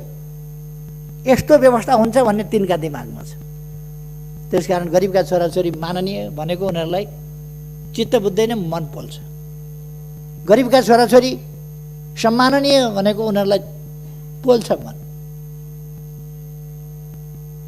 उनीहरूलाई बेलायतको हाउस अफ लर्ड्स जस्तो लर्ड्स मात्रै हुनुपर्ने विभिन्न ठाउँमा यी कमन्सहरू कसरी भए, यी घाँस दाउरा गरेर हुर्किएकाहरू कसरी भए, गाई बाछा गरेर हुर्किएकाहरू कसरी भए, खेतबारी गरेर हुर्किएकाहरू कसरी भए, खाली खुट्टा पैदल हिँडेर पढेकाहरू कसरी भए, माथिल्लो ओहदामा तिनका मन पोल्छ। ती आफै पनि त्यस्तै हुन् भने पनि तिनको सामन्तवादी चिन्तन त्यसले दिँदैन। अर्को कुरा, समाज, मानव समाज भनेको सभ्य समाज हो, चेतनशील मर्यादित समाज हो। त्यहाँ संस्थाहरूको, सम्मानित संस्थाहरूको, यसै त कसैलाई पनि अपमान गर्नु, गाली बेइज्जत गर्नु हाम्रो सभ्यताभित्र पर्दैन। अझ हाम्रो सभ्यता यत्र नार्यस्तु पूज्यन्ते रमन्ते तत्र देवतावाला सभ्यता हो। जहाँ नारीहरूको पूजा हुन्छ त्यहाँ देवताहरू रमाउँछ। हाम्रो सभ्यता अनेक विदुषीहरूको सभ्यता हो। हाम्रो सभ्यता वीराङ्गनाहरूको सभ्यता हो। हाम्रो सभ्यता मातृदेवो भव, आमा वा महिलाहरू देवी देवता तुल्य छन् भन्ने हो। अब त्यो सभ्यतामाथि हमला भइरहेको छ। केही हण्डीखोर तत्त्वहरूले हाम्रो सभ्यतामाथि हमला गरिरहेका छन्, हाम्रो शिष्ट समाजमाथि हमला गरिरहेछन्, समाजको शिष्टतामाथि हमला गरिरहेका छन्, हाम्रा विभिन्न सम्मानित संस्थाहरूमाथि हमला गरिरहेका छन्। र यो एउटा असभ्य, असहिष्णु त्यस्तो समाज निर्माण गर्ने अथवा हाम्रो सभ्य समाजका मूल्यहरूलाई ध्वस्त पार्ने प्रयास गरिरहेका छन्। त्यस कुराबाट हामी सजग हुनुपर्दछ र हामीले जनतालाई पनि सजग गराउनु जरुरी छ। मैले अघि भने यस बीचमा विभिन्न भ्रमणहरू भएका छन्। भ्रमणहरूको आदान प्रदान भएको छ चीनसँग, भारतसँग। कसैले प्रश्न उठाउँछन् चीनको फलानु किन आयो? मित्र देशका मान्छे आउँछन्, कुरा गर्छन्, जान्छन्, भलो चिताउँछन्, जान्छन्। भारतका मान्छे किन आए भनेर सोध्छन्, आउँछन्, कुरा गर्छन्, भलो चिताउँछन्, जान्छन्, संवाद गर्छन् हामीसँग। अघि भर्खरै मैले भने परराष्ट्र सचिव नेपाल भ्रमणमा आए गए, भारतका प्रधान सेनापति आए गए, हाम्रो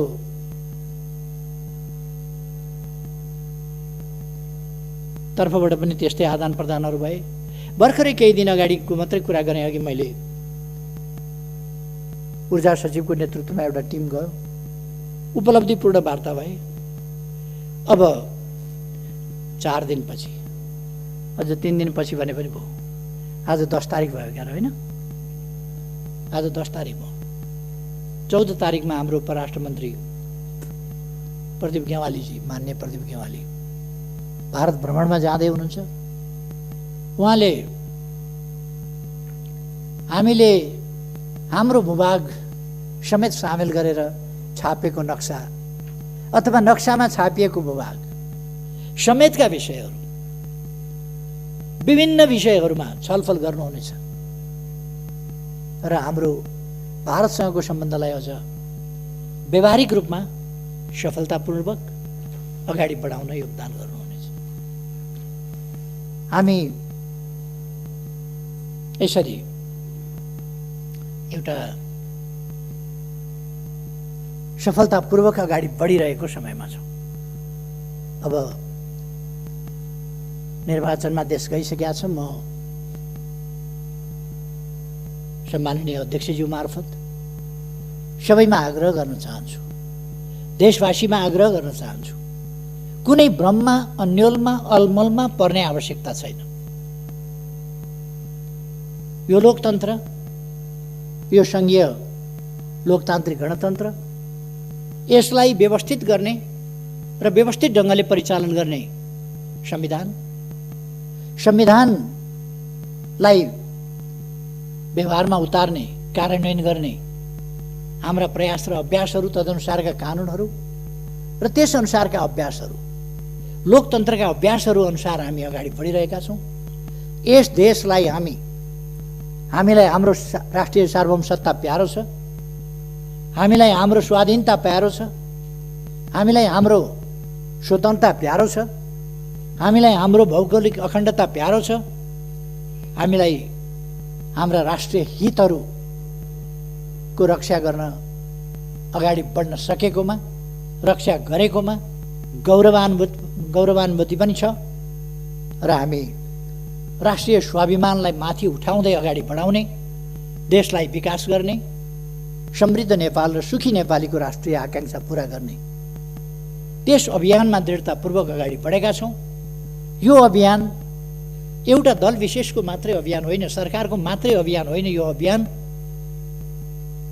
सरकार र सबै नागरिक समाज, सम्पूर्ण राजनीतिक दलहरू, सबै सङ्घ संस्था सङ्गठनहरू र सिङ्गै समाजको साझा राष्ट्रिय आकांक्षा हो समृद्ध नेपाल, सुखी नेपाल। त्यसका लागि हामीलाई लोकतन्त्रको रक्षा गर्नु छ, सुदृढीकरण गर्नु छ, कार्यान्वयन गर्नु छ व्यावहारिक रूपमा र अगाडि बढ्नु छ। त्यही दिशामा हामी अगाडि बढिरहेका छौँ। यस दिशामा अगाडि बढ्न म सबैमा हार्दिक आग्रह गर्न चाहन्छु। भ्रम फिजाउने शक्तिहरू, अल्मल्याउने शक्तिहरू, नेपाललाई बर्बाद पार्न खोज्ने शक्तिहरू क्रियाशील छन्। तिनका भ्रमबाट मुक्त रहन म सबैमा आग्रह गर्न चाहन्छु। भ्रमबाट मुक्त रहौँ र हामी दृढतापूर्वक हाम्रो देशको स्वाभिमान, स्वाधीनता र स्वाभिमानलाई व्यावहारिक रूपमा कार्यान्वयन गर्दै र माथि उठाउँदै अगाडि बढौँ। अहिले आगामी निर्वाचनले यस सम्बन्धमा एउटा नयाँ टर्निङ पोइन्ट ल्याइनेछ। दलहरूका बीचमा शुद्धिकरण सम्बन्धी यो एउटा गम्भीर झट्का हो। यसै गरेर अहिले जसरी राजनीतिक दलहरू चल्न खोजेका छन् यसरी होइन, शुद्धिकरणका साथ राजनीतिक दलहरू अब चल्नुपर्दछ। राजनीतिक दलभित्र रहेका अस्वस्थता, अवाञ्छित गतिविधि, विचारहीनता, भिजनहीनता, गन्तव्यहीनता, स्वार्थहरूको खेल, स्वार्थहरूको लडाईँ, यसैलाई राजनीति बनाउने र जनतालाई गुमराहमा पार्ने खालका यस्ता प्रयासहरूलाई किनारा गर्नुपर्छ, असफल बनाउनु पर्दछ र शुद्धिकरणका साथ राजनीतिक दलहरू अब नयाँ जोस जाँगरका साथ नयाँ शुद्धिकरण, नयाँ सुदृढीकरण, नयाँ एकता, नयाँ गतिका साथ हामी गन्तव्यतर्फ अगाडि बढ्नुपर्छ। अहिले राष्ट्रले लिएको बाटो यही बाटो हो जो बिल्कुल सही छ। आत्मविश्वासका साथ अगाडि बढ्न म आग्रह गर्न सबैलाई चाहन्छु र अध्यक्ष महोदय, म यहाँलाई समय दिनुभएकोमा धेरै धेरै धन्यवाद भन्न चाहन्छु र आफ्नो भनाइ टुङ्ग्याउँछु। धन्यवाद।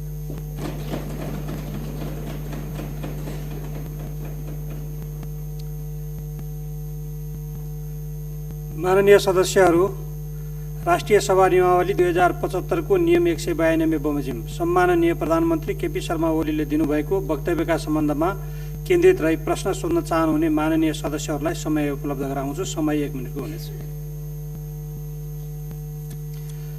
माननीय जितेन्द्र नारायण देव।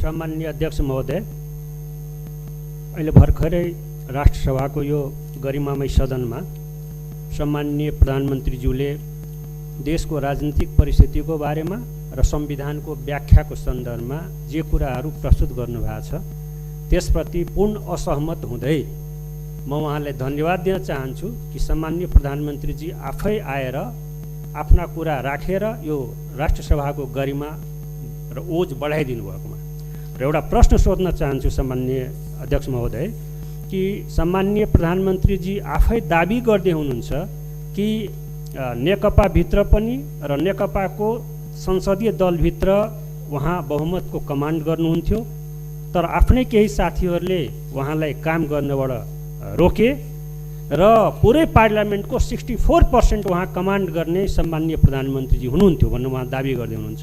भन्दाखेरि एकातिर पार्टीको प्रथम अध्यक्ष पनि र संसदीय दल। माननीय परिमला कुमारी।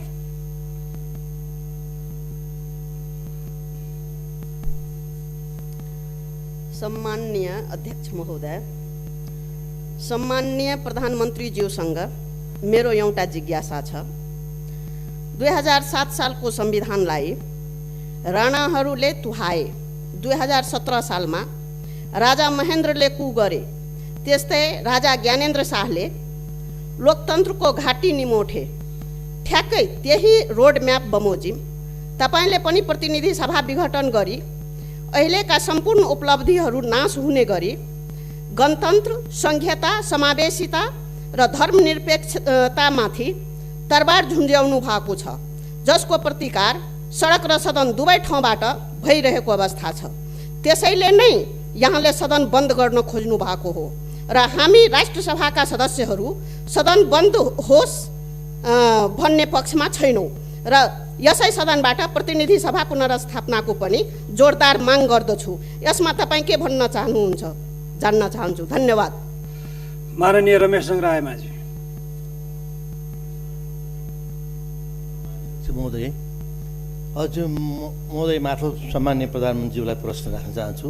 यो नेपालको संविधान मैले यही सदनबाट सम्माननीय अध्यक्षज्यू मार्फत प्रधानमन्त्रीमा पुगोस् भनेर प्रधानमन्त्रीज्यूले अहिले के भन्नुभयो भने धारा 76 को 1 अनुसार बनेको सरकार भन्नुभयो। यो होइन, अहिले यो संविधान त्यहाँबाट पढियोस्, सामान्य अध्यक्षज्यूले पनि पढ्नुहोस् र प्रधानमन्त्रीज्यूलाई पनि पढ्नुहोस्।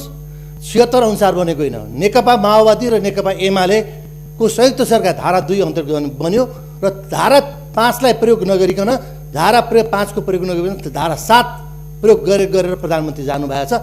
त्यसकारण संसदले बनाउने अर्को संवैधानिक अर्को सरकार बनाउने सम्भावना हुँदाहुँदै यो कदम प्रधानमन्त्रीले किन चाल्नुभयो, असंवैधानिक हो भनेर हामीले भनेको। यसमा म प्रश्न गर्न चाहन्छु। धन्यवाद। जय नेपाल। माननीय प्रकाश पन्त महोदय, अध्यक्ष महोदय मार्फत प्रधानमन्त्रीले मेरो प्रश्न छ। मृत्यु पर्यन्त आँखा दान गरेको यो त मर्ने चिज रहेछ भनेर त्यसलाई मारेरै आँखा निकालियो। संसदको विघटन पनि यस्तै भयो। संविधान च्यातेर निर्वाचन कसरी हुन्छ? नहर भत्काएर रोपाइँ गर्न जा भने जस्तो भएन। नहर नबनेसम्म रोपाइँ हुन सक्दैन। संविधान बचे चुनावमा जाउँला, चुनाव त राजाले पनि गर्छु भनेका थिए। जमिन खोजेको चित्र बाँड्नुभयो। चुचे जमिन ल्याउन नसकेर संसद भङ्ग गर्नुभएको हो। जतिसुकै तर्क गरे पनि संसद विघटन अलोकतान्त्रिक र असंवैधानिक छ, अत्यन्तै खेदजनक छ। गेस पेपर पढेर भएन प्रधानमन्त्रीज्यू, संविधान पढ्नु पर्यो, संविधान। धन्यवाद। माननीय सदस्यहरू, अब म सम्माननीय प्रधानमन्त्री केपी शर्मा ओलीलाई माननीय सदस्यहरूले उठाउनुभएका जिज्ञासाका सम्बन्धमा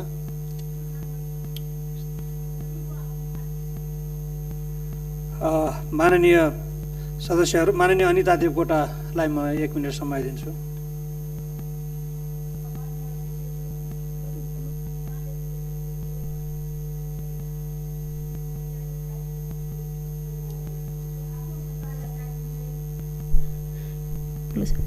सम्मानीय अध्यक्षज्यू, संविधानले दिँदै नदिएको असंवैधानिक कार्यको म घोर भर्त्सना गर्न चाहन्छु। आफ्नो सत्ता यात्रा टुङ्गिँदै गर्दा संसदको घाँटी रेट्न पछाडि नपर्ने प्रधानमन्त्रीले कसरी निर्वाचन गर्छ भनेर म प्रश्न गर्न चाहन्छु। त्यसै गरी धनगढीमा भएको आमसभामा निर्मला पन्तको बलात्कारी खै भन्ने टी सर्ट लगाएकोलाई समातियो। अब के संविधानको मौलिक हक अन्तर्गत धारा 17 पनि विघटन भएको हो भनेर म सोध्न चाहन्छु। र त्यसै गरी संविधानको 101 मा महा लेखेको छ, 119 मा राज लेखेको छ। यहाँले महाराज घोषणा गरियोस् भनेर राष्ट्रपति कहाँ पठाउनुहोला, राष्ट्रपतिले त्यो विज्ञप्ति जारी गर्नुहोला। के हामीले महाराज भनेर मान्ने?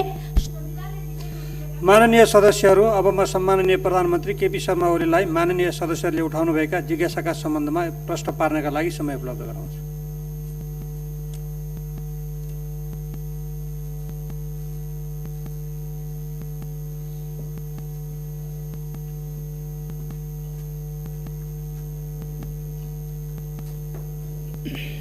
सम्माननीय अध्यक्ष महोदय, सबभन्दा पहिले त म माननीय सदस्यज्यूहरू जसले प्रश्न गर्नुभयो, सक्रिय सहभागिता जनाउनुभयो, त्यसका लागि धन्यवाद भन्न चाहन्छु। मान्यज्यूहरूलाई म बहुतै आदर सम्मानका साथ भन्न चाहन्छु। केही इतिहासका कुरा पनि ल्याउनुभयो। 7 सालको संविधान कसले खायो भन्नुभयो, मलाई अचम्म लाग्यो। 7 सालको अन्तरिम संविधान, त्यो अन्तरिम संविधान कुनै जनताले बनाएको संविधान थिएन। त्यस बेला राजाबाट घोषणा गरिएको संविधान थियो। त्यसलाई पछि राजाबाटै दिइएको, नेपाली कांग्रेस समेतको सहमतिमा दिइएको 15 सालको संविधान, जहाँ राजाले संसद विघटन गर्न पनि पाउने, सरकार विघटन गर्न पनि पाउने, जे पनि गर्न पाउने, त्यो संविधान प्रति सम्मरण, त्यसलाई संशोधन, खारेजी, जे पनि गर्न पाउने अधिकार थियो। र अर्को धारामा अरू सबै धाराहरू संशोधन हुन सक्ने, तर महाराजधिराजका त्यस्ता अधिकारहरू रहेको, जे पनि गर्न पाउने अधिकार रहेको धारा, संविधान खारिज गर्न पाउने, संसद विघटन गर्न पाउने, सरकार विघटन गर्न पाउने, आफ्नै हातमा शासन लिन पाउने, जे पनि गर्न पाउने स्वेच्छाचारी धारा चाहिँ श्री 5बाट पनि संशोधन गर्न सकिने छैन भन्ने व्यवस्था गरेका थियो। नेपाली कङ्ग्रेसले दुर्भाग्यवश त्यो संविधान मानिदियो। त्यसै कारण धारा 55 अनुसार 17 सालमा कु भएको थियो। 17 सालको कु थियो, तर गल्तीले कमजोरीले मानिएको संविधानको धारा अनुसार थियो। मैले दुःखका साथ भन्नुपर्छ, हामी सबैले त्यस्ता कुराहरूबाट शिक्षा लिनुपर्छ। मलाई नराम्रो लागेन साथीहरूले अलिकति आलोचना गर्नुभयो।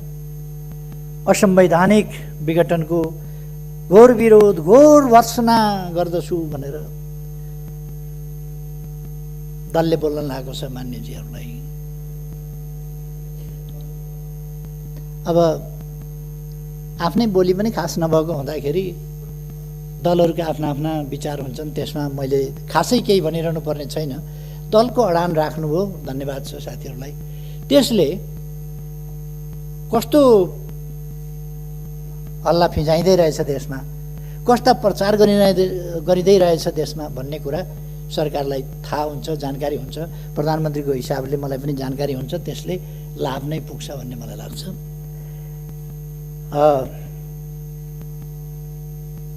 महा र राज जोडेर महाराज बनाउनु पर्ने कठैभरि कुन दुनियाँमा हुनुहुन्छ?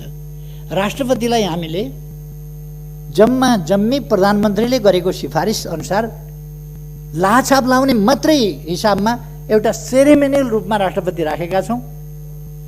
अनि राष्ट्रपतिले के एक्टिभ राष्ट्रपति चाहियो हामीलाई? प्रधानमन्त्रीले गरेको सिफारिस नमान्ने, आफ्नै ढङ्गले चल्ने राष्ट्रपति चाहियो हामीलाई? महाराज धिराज जस्तो राष्ट्रपति चाहियो हामीलाई, हुकुम तामेल गर्ने? त्यस्तो राष्ट्रपति हामीले खोज्या होइन। हामीले खोजेको सम्मानित राष्ट्रपति भनेको सेरेमोनियल राष्ट्रपति, जसले सम्मानित संस्थाको रूपमा, संविधानको रक्षक र पालकको रूपमा मर्यादामा बसेर काम गर्छ। त्यस्तो राष्ट्रपति खोज्या हो, न कि हामीले संविधान अनुसार नचल्ने, संविधानले तोकेका कर्तव्य पालना नगरेर संविधानभन्दा बाहिर गएर स्वेच्छाचारी ढङ्गले चल्ने राष्ट्रपति अहिलेको संविधानको कुरा पनि होइन र हामीले ल्याएको प्रणालीको कुरा पनि होइन, हाम्रो संविधानको व्यवस्था पनि होइन। त्यसकारण राष्ट्रपतिप्रति केही पुरातनपन्थी सोचका मान्छेहरू, केही मुलुकलाई पछाडि फर्काउन चाहने तत्त्वहरू अथवा आफ्नो संकीर्ण दलीय स्वार्थको हिसाबले राष्ट्रपतिको गरिमामाथि हिलो छ्याप्न खोज्नेहरूले राष्ट्रपतिको विरोध गर्छन्। त्यो हामीले देखि भोगी आएको कुरा हो, त्यसमा म धेरै केही भन्न चाहन्न। मलाई के भन्न मन छ भने फेरि पनि म दोहोऱ्याएर भन्न चाहन्छु,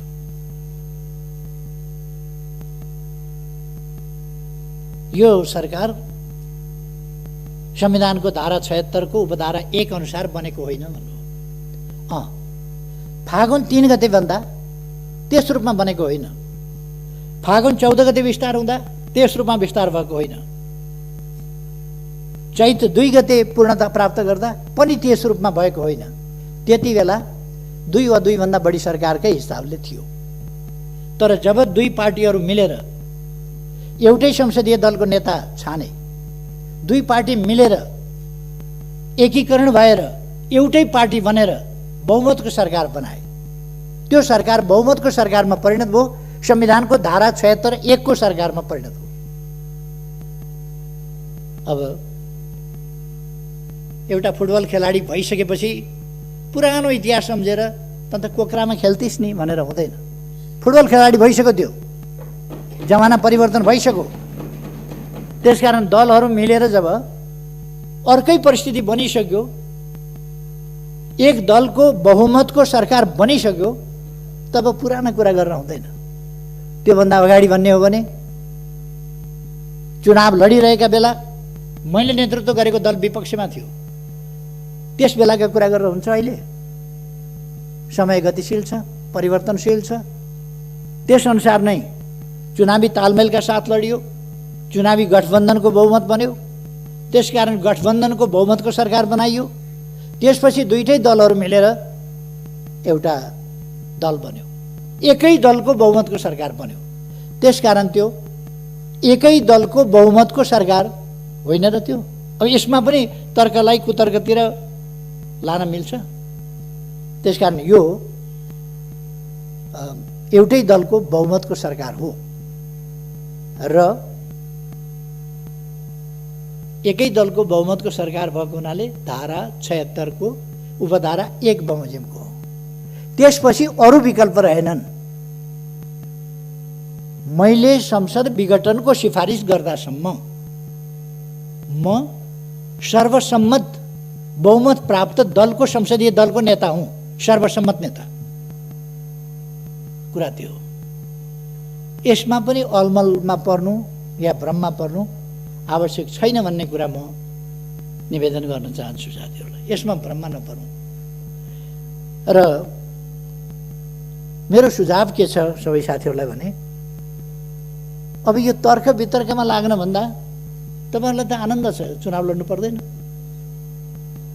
तर यस राष्ट्रिय सभाको गरिमामय अवसर मैले जो बोल्ने पाएको छु त्यसबाट म चुनाव लड्नेहरूलाई भन्न चाहन्छु, राष्ट्रिय सभामा त ठिकै छ, तपाईँहरू त स्थायी संसद भएको हुनाले, स्थायी सभा भएको हुनाले राष्ट्रिय सभा त चल्छ।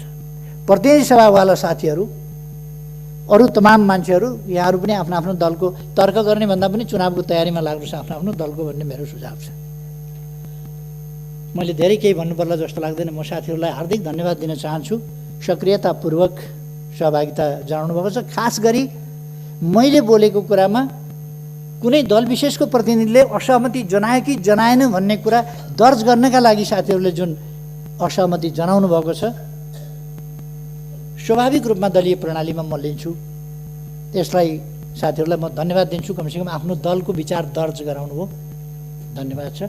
अध्यक्ष महोदयलाई मलाई समय दिनुभएकोमा फेरि धन्यवाद भन्न चाहन्छु। धन्यवाद। माननीय सदस्यहरू, अब सम्माननीय प्रधानमन्त्री केपी शर्मा ओलीलाई थारू आयोगको वार्षिक प्रतिवेदन 2076-77 सभा समक्ष पेश गर्न समय उपलब्ध गराउँछु।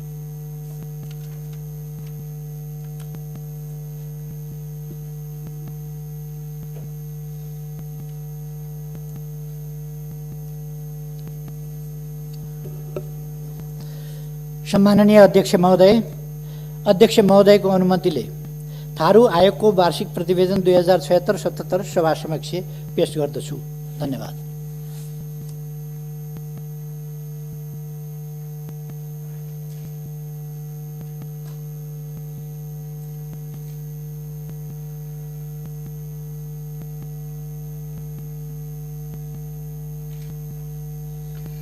माननीय सदस्यहरू, अब म विधान व्यवस्थापन समितिका माननीय सदस्य देवेन्द्र दाहाललाई विधान व्यवस्थापन समितिको वार्षिक प्रतिवेदन 2076-77 सभा समक्ष पेश गर्न समय उपलब्ध गराउँछु।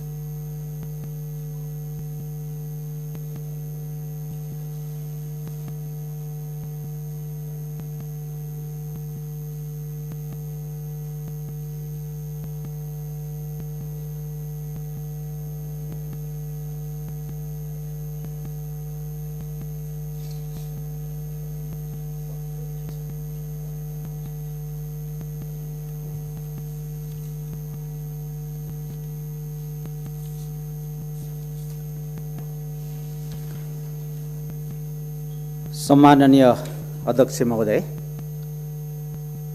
राष्ट्रिय सभा नियमावली 2075 को नियम 159 को उपनियम 4 बमोजिम आर्थिक वर्ष समाप्त भएको मितिले 3 महिनाभित्र समितिको वार्षिक प्रतिवेदन पेश गर्नुपर्ने प्रावधान रहेको र सङ्घीय संसदको यस अधिवेशन 2077 असार 18 गते अन्त्य भए पश्चात अहिले जारी यस सभाको अधिवेशनमा प्रस्तुत गर्ने प्रयोजनको लागि समितिका माननीय सभापति परशुराम मेगी गुरुङ विशेष कारणवश भन्नाले उहाँ चाहिँ कोरोना पोजिटिभ देखिएर अहिले आराम गरिरहनु भएको अवस्थामा छ। उपस्थित हुन नसक्नु भएको हुँदा उहाँले तोकिदिनु भए बमोजिम म विधान व्यवस्थापन समितिको वार्षिक प्रतिवेदन पेश गर्नको लागि उपस्थित भएको छु। यस प्रतिवेदनमा मिति 76 श्रावण 1 गतेदेखि 77 आषाढ मसान्तसम्म समितिबाट भए गरेका काम कारबाही, विधेयकहरूको अवस्था, सदस्यहरूको उपस्थिति, निर्णय र प्रतिवेदनहरू समावेश गरिएको बेहोरा जानकारी गराउन चाहन्छु। समितिको पहिलो कार्यकालमा जम्मा 308 बैठक बसेकोमा यस अवधिमा मात्र समितिका 172वटा बैठकहरू बसेको थियो। यसका अतिरिक्त समिति अन्तर्गत गठित विभिन्न उपसमितिहरूका समेत बैठकहरू समावेश भएका थिए। समितिले आफ्नो कार्यक्षेत्र अन्तर्गतको कार्य सम्पादन गर्ने क्रममा सबै पक्षको सहयोग, सहकार्य, समन्वय तथा समितिलाई प्राथमिकता दिई लोकतान्त्रिक विधि र नवप्रवर्धन अनुरूपको कार्य सम्पादनका लागि सदैव प्रयासरत रहँदै आएको छ। साथै समितिले आफ्नो काम कारबाहीलाई व्यवस्थित र प्रभावकारी बनाउनको लागि समितिको बैठक सञ्चालन कार्यविधि 2075 र ऐन कार्यान्वयन मापन तथा अध्ययन र अनुसन्धान कार्यविधि 2075लाई मुख्य आधारको रूपमा लिएको छ। सम्मान्य अध्यक्ष महोदय, समितिले नेपालको संविधान, प्रचलित कानुन, राष्ट्रिय सभा नियमावली र संसदीय परम्पराभित्र रहेर आफ्नो कर्तव्य र जिम्मेवारीभित्रको कार्य समयमै सम्पादन गर्दै आइरहेको छ। राष्ट्रिय सभा नियमावली 2075ले तोकिदिएको समितिको कार्यक्षेत्र अन्तर्गत समितिका प्राप्त हुने विधेयकहरूमाथिको दफावार छलफलको कार्यलाई आवश्यकता अनुसार प्राथमिकता र महत्त्वको साथ सम्पादन गर्दै आएको छ। त्यसैगरी ऐन कार्यान्वयनको मापन तथा अध्ययन अनुसन्धानको कार्यलाई समेत सँगसँगै अगाडि बढाइएको छ। यसका लागि आवश्यकता अनुसार विभागीय मन्त्री, सचिव लगायतका राष्ट्रसेवक कर्मचारी, नेपाल कानुन आयोग, सम्बन्धित विषयका विज्ञ, नागरिक समाज र सरकारवालाहरूलाई समितिले आफ्नो बैठकमा आमन्त्रण गरी गहन विचार विमर्श, छलफल, विश्लेषण साथै अध्ययन, अनुसन्धान तथा मूल्याङ्कन जस्ता विषयमा जानकारी लिनुका साथै विद्यमान समस्याहरूको समाधान र जनइच्छाको सम्बोधनको लागि सरकारलाई सुझाव र परामर्श समेत दिएको छ।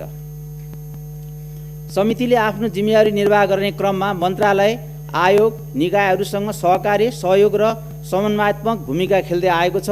समितिको कार्य सम्पादनको क्रममा सरकारको तर्फबाट भएको सहयोग सन्तोषजनक रहेको छ।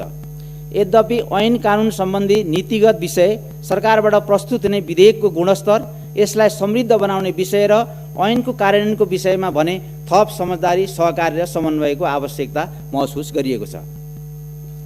अन्त्यमा समितिको कार्यमा सहयोग गर्नुहुने समितिका सबै माननीय सदस्यहरू, नेपाल सरकारका मन्त्रीहरू, सम्बन्धित मन्त्रालय एवं निकायहरू, सङ्घीय संसद सचिवालय, विज्ञ तथा विद्वत्वर्ग, विभिन्न सरकारवाला सङ्घ संस्थाहरू र सञ्चार जगतलाई समेत धन्यवाद दिन चाहन्छु र भविष्यमा पनि सहयोग प्राप्त हुने अपेक्षा राखेको छु।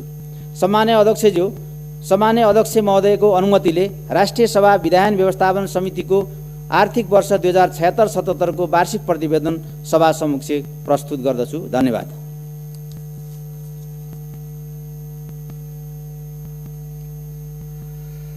माननीय सदस्यहरू, अब म 7औं अधिवेशन अवधिमा राष्ट्रिय सभाबाट सम्पादन गरिएका मुख्य काम कारबाहीको संक्षिप्त विवरण सभा समक्ष जानकारी गराउँछु। संघीय संसद राष्ट्रिय सभाको 7औं अधिवेशनको पहिलो बैठक मिति 2077 साल पौष 17 गते शुक्रबार अपराह्न 4 बजे प्रारम्भ भई 2077 साल पौष 26 गते आइतबारसम्म जम्मा 10 दिन चालू रह्यो। यस अवधिमा बैठक बसेका 4 दिनहरूमा 4वटा बैठक बसी 7 घण्टा 5 मिनेट सभाको काममा व्यतीत भयो। यस अधिवेशन अवधिमा सभामा देखाए बमोजिम 7वटा अध्यादेशहरू पेश भए। 1. संवैधानिक परिषद काम कर्तव्य अधिकार र कार्यविधि सम्बन्धी पहिलो संशोधन अध्यादेश 2077। 2. तेजाब तथा अन्य घातक रासायनिक पदार्थ नियमन अध्यादेश 2077। 3. नेपाल प्रहरी र प्रदेश प्रहरी कार्य सञ्चालन, सुपरिवेक्षण र समन्वय पहिलो संशोधन अध्यादेश 2077। 4. सामाजिक सुरक्षा पहिलो संशोधन अध्यादेश 2077। 5. औषधि तेस्रो संशोधन अध्यादेश 2077। 6. यौनिक हिंसा विरुद्धका केही ऐनलाई संशोधन गर्ने अध्यादेश 2077। 7. फौजदारी कसुर तथा फौजदारी कार्यविधि सम्बन्धी केही ऐन संशोधन गर्ने अध्यादेश 2077। यसै अधिवेशन अवधिमा उठेका एवं समसामयिक विषयमा सम्माननीय प्रधानमन्त्री केपी शर्मा ओलीले सभामा वक्तव्य दिनुभयो। त्यसैगरी यसै अधिवेशन अवधिमा सम्माननीय अध्यक्षबाट जारी भएको राष्ट्रिय सभाका समितिहरूको गठन सम्बन्धी आदेश 2077 सभामा पेश हुँदा सर्वसम्मतिबाट अनुमोदन भएको थियो। यसै अधिवेशन अवधिमा सभाले माननीय वामदेव गौतमलाई राष्ट्रिय सभा अन्तर्गतको दिगो विकास तथा सुशासन समितिमा मनोनयन गर्यो। त्यसैगरी यसै अधिवेशन अवधिमा मधेसी आयोगको वार्षिक प्रतिवेदन 2076-77 र थारू आयोगको वार्षिक प्रतिवेदन 2076-77 सभा समक्ष पेश गरिएका थिए। यसै अधिवेशन अवधिमा दिगो विकास तथा सुशासन समितिको दिगो विकास तथा सुशासन समितिको वार्षिक प्रतिवेदन 2076-77 र विधान व्यवस्थापन समितिको वार्षिक प्रतिवेदन 2076-77 सभा समक्ष पेश गरिएको थियो। यसै अधिवेशन अवधिमा प्रतिनिधि सभाका सदस्यद्वय सानु शिवा र सूर्यबहादुर केसी, राष्ट्रिय सभाका पूर्व सदस्यत्रय दीपक बहादुर गुरुङ, इन्द्रहाङ लिम्बू र राममान श्रेष्ठ, संविधान सभा सदस्यद्वय भीमप्रसाद गौतम र मानपुर चौधरी र प्रतिनिधि सभाका पूर्व सदस्यद्वय ओमकार प्रसाद गौचन र वीरबहादुर लामा एवं 2063-64 को अन्तरिम व्यवस्था विकास संस्थाका पूर्व सदस्य कमान सिंह लामाको निधन भएकोमा शोक प्रस्तावहरू पारित गरिएका थिए। माननीय सदस्यहरू, चालु अधिवेशनमा हामीले माननीयहरूले देशको समसामयिक परिस्थिति र जनताका आवाजहरूलाई सदनमा राख्नको लागि विगतमा विशेष समयको जुन व्यवस्था हामी गरेका थियौँ, एउटा बैठकमा 1 घण्टाको अवधिमा हामी आफ्ना भनाइहरू राख्ने व्यवस्था मिलाएका थियौँ, तर यसपटक हामीले त्यसलाई बढाएर पौने 2 घण्टा विशेष समयको व्यवस्था गऱ्यौँ र माननीयहरूले महत्त्वपूर्ण विचारहरू यस अवधिमा राख्नु भएको छ। र यी सबै हाम्रो एउटा संसदीय यो इतिहासमा राष्ट्रिय सभाले गरेका महत्त्वपूर्ण कार्य र राष्ट्रिय सभामा विचार भएका महत्त्वपूर्ण यी भावनाहरू सधैँ अंकित रहनेछन्। म यसमा सक्रियतापूर्वक भाग लिनुहुने माननीय सदस्यहरू र खास गरी आजको यो अधिवेशनको यस अवसरमा आएर सरकारको तर्फबाट सम्बोधन गर्नुभएको माननीयज्यूहरूका जिज्ञासाहरूलाई सम्बोधन गर्नुभएको हुँदा सम्माननीय प्रधानमन्त्रीज्यूलाई धन्यवाद भन्न चाहन्छु। माननीय सदस्यहरू, सम्माननीय राष्ट्रपतिबाट चालु अधिवेशन अन्त्य सम्बन्धी पत्र प्राप्त हुन आएको छ। अब म सो पत्रको ब्यौरा पढेर सुनाउँछु। नेपालको संविधानको धारा 93 को उपधारा 2 बमोजिम नेपाल सरकार मन्त्री परिषदको मिति 77/9/26 को सिफारिसमा राष्ट्रिय सभाको चालु अधिवेशन सम्वत 2077 साल पुस 26 गते आइतबारका दिन राति 12 बजेदेखि अन्त्य गरेको छु। विद्यादेवी भण्डारी, राष्ट्रपति। माननीय सदस्यहरू, राष्ट्रिय सभाको चालु 7औं अधिवेशन आज राति 12 बजेबाट स्वतः अन्त्य हुने गरी यो बैठक अन्त्य भएको घोषणा गर्दछु। धन्यवाद।